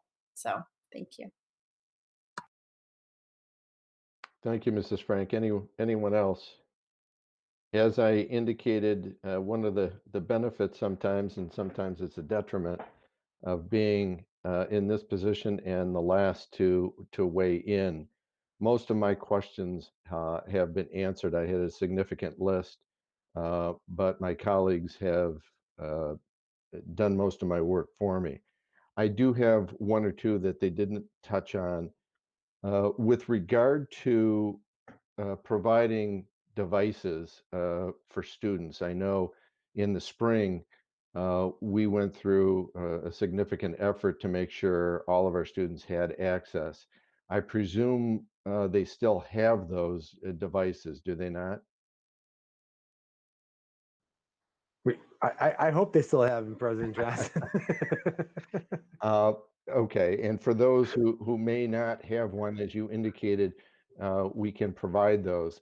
The other question was, in the spring, we also engaged in some partnerships to make sure that all of our students had not only access to the device, but the access to the service that would allow them to obtain internet. What is the status of that? Are we still engaged in the same program, and will it continue? We are looking to make sure that those who need a device, that we can supply that. And with regard to service itself, we are working on that. We don't love the idea of hotspots as being the sole item. They can be hit and miss. Our IT department continues to work on them, but we are working to try to have perhaps a better solution, which would always be to have some broadband in your house. And so we're trying to steer to the local companies, try to help with regard to programs that are discounted Wi-Fi and broadband in the home, as well as having things like hotspots, because we want to make sure. It's one thing to have internet, but as we all have experienced at one time or another, it's much better to have reliable internet. It's more frustrating than anything else when your internet is not working properly. So we're going to look at it from a couple of different vantage points and try to get whatever makes the most sense and is best for the student. And if that's working with the local companies like Spectrum, et cetera, then we're going to keep doing that. Okay, great. Thank you, Mr. Francis. And Mrs. Frank mentioned that our intent is certainly to get our students back into the classrooms as quickly as they can. And I appreciate the transition period at the end of September into October as that soft sort of transition. The question that I have is, if we get to the end of September, early October, and the metrics haven't changed, or let's assume for some reason they've taken a downturn, what are our options going to be under this plan?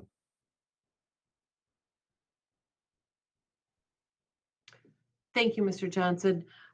That's again something I think we're going to need to carefully monitor and determine whether or not we are still in a virtual pattern at that point in time, or whether or not we've started in the graduated reentry in a blended model.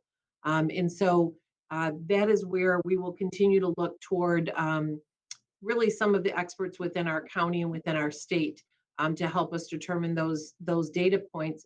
And that will be something that we'll want to discuss very openly with our board and bring back to you if we see the data not only within our region, but what we're seeing happening within schools that are reopening. We need to be very communicative, and we need to be very transparent and clear about that. So certainly our intent, we have, I think with the exception of Labor Day, we have meetings scheduled just about every Monday. And I know that, certainly that's something that I know the board would expect us to be bringing forward and communicating to you so that we can have dialogue on that. It would also be something throughout this process. We have at each step of the way included members of our staff, whether that's our administrative staff, our support staff, our teaching staff, as well as our team here, as we've made those decisions. And so none of these have been made in a vacuum. And so while we would want to have that dialogue with the board, before that time, we would certainly want to partner with those in leadership within each of our employee groups, as well as members of our team, to really say, where are we and what is the most meaningful opportunity for our students as we move forward. So that's really the most honest answer I can give you at this point in time. We're looking at about 2 months out, just a little under 2 months out. Certainly, we would be very hopeful that the conditions would warrant that we would be able to continue to move forward with our plan. However, I think each of us have said at various times, we never want to be irresponsible with our decisions, certainly with the important considerations before us. So we would bring those before the board. They would be communications that our community would be able to hear us having. But as always, we would also bring with that recommendations for you to consider. Thank you, Mrs. Oquist. Just a few comments, and again, my colleagues have stolen my thunder for the most part. They have touched on just about everything that I wanted to say. To go back to the emails, we've read them all. There have been hundreds of them. If I missed one and I didn't respond, I apologize. Sometimes they do get lost in the shuffle. The other thing that I'll say about the emails that we have received, and I think it goes back to when I generally start our regular board meetings, I describe our district climate goals, and one is respect. And I can say unequivocally that almost all of the emails that we have gotten, even though the sender is very passionate about their position and what they think, it's always been very respectful. There's always been some recognition of all the hard work that the staff and the board has put in. And I really appreciate that. And I think the rest of the board does as well. And as they have said, we have so many different unique families and students. No two students, no two families are the same.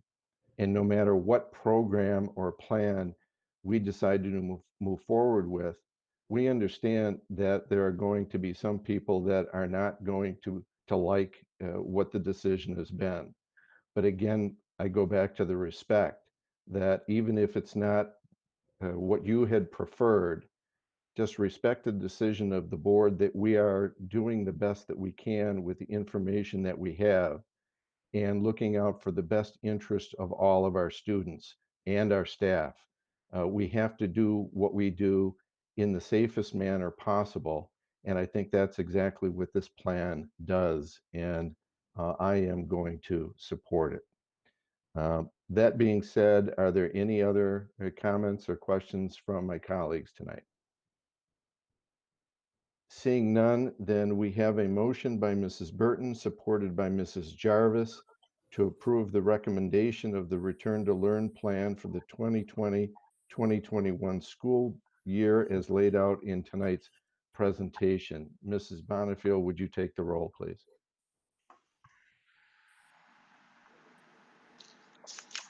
Mrs. Burton, Yes. Mrs. Jarvis, Yes. Mr. Centers, Yes.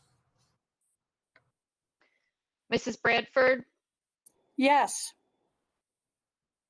Mrs. Frank, Yes. Mrs. Bonifield says yes, and President Johnson. Yes, the motion carries. I want to thank Mrs. Oquist and the team for the very thorough presentation tonight. And I'm very, very confident that this plan is going to work for us. Mrs. Oquist, do you have anything else to add? Thank you. Yes, and I want to assure you that we've heard the recommendations and the requirements from the board, and we appreciate the guidance you've given us throughout this process. And we are prepared to go forward with the plan as laid out to you in each element this evening, and those that we had discussed in our prior two meetings. And so many of us have talked about that sense of a hopeful eye for the future, and the importance of us really coming together now, where we may have had some divergent thoughts about the path we should take to start the year. We feel that we very much have the right team, the right hearts and the right minds ready to do this work on behalf of our students. I am confident in that. And we are proud to be able to offer these options to our families. We promise more information to come to you very, very soon. And I appreciate your explanation about that, Mrs. Frank, because we have been chomping at the bit to get things out. And we know how important that is to our families. And so we will be flooding your emails soon. But we certainly wanted to have a clear direction on where we were headed, so we didn't send out information in advance of a final decision being made. So now that we're there, we really now look with, again, that hopeful eye to the future. We'll continue to collaborate closely with our colleagues across the district to continue to gather input from parents and from our board as appropriate. But we are eager. We are eager to start this school year. This is always one of the best parts of the year for an educator. And as I enter year 31, I am excited, and I know it will be different. But I believe that there is no better group than I would want to do it with than our LPS family. So we appreciate everyone's trust, your patience, and we look forward to your partnership as we move forward over these next several weeks. So I want to thank each and every person who has partnered with us and spent a lot of time doing some deep and thoughtful thinking about how to best move forward. So thank you to our board for your feedback this evening, and we look forward to moving into the next gear tomorrow. Thank you, Mrs. Oquist. That will then bring us to item 4. Is there any other business to be brought before the board this evening?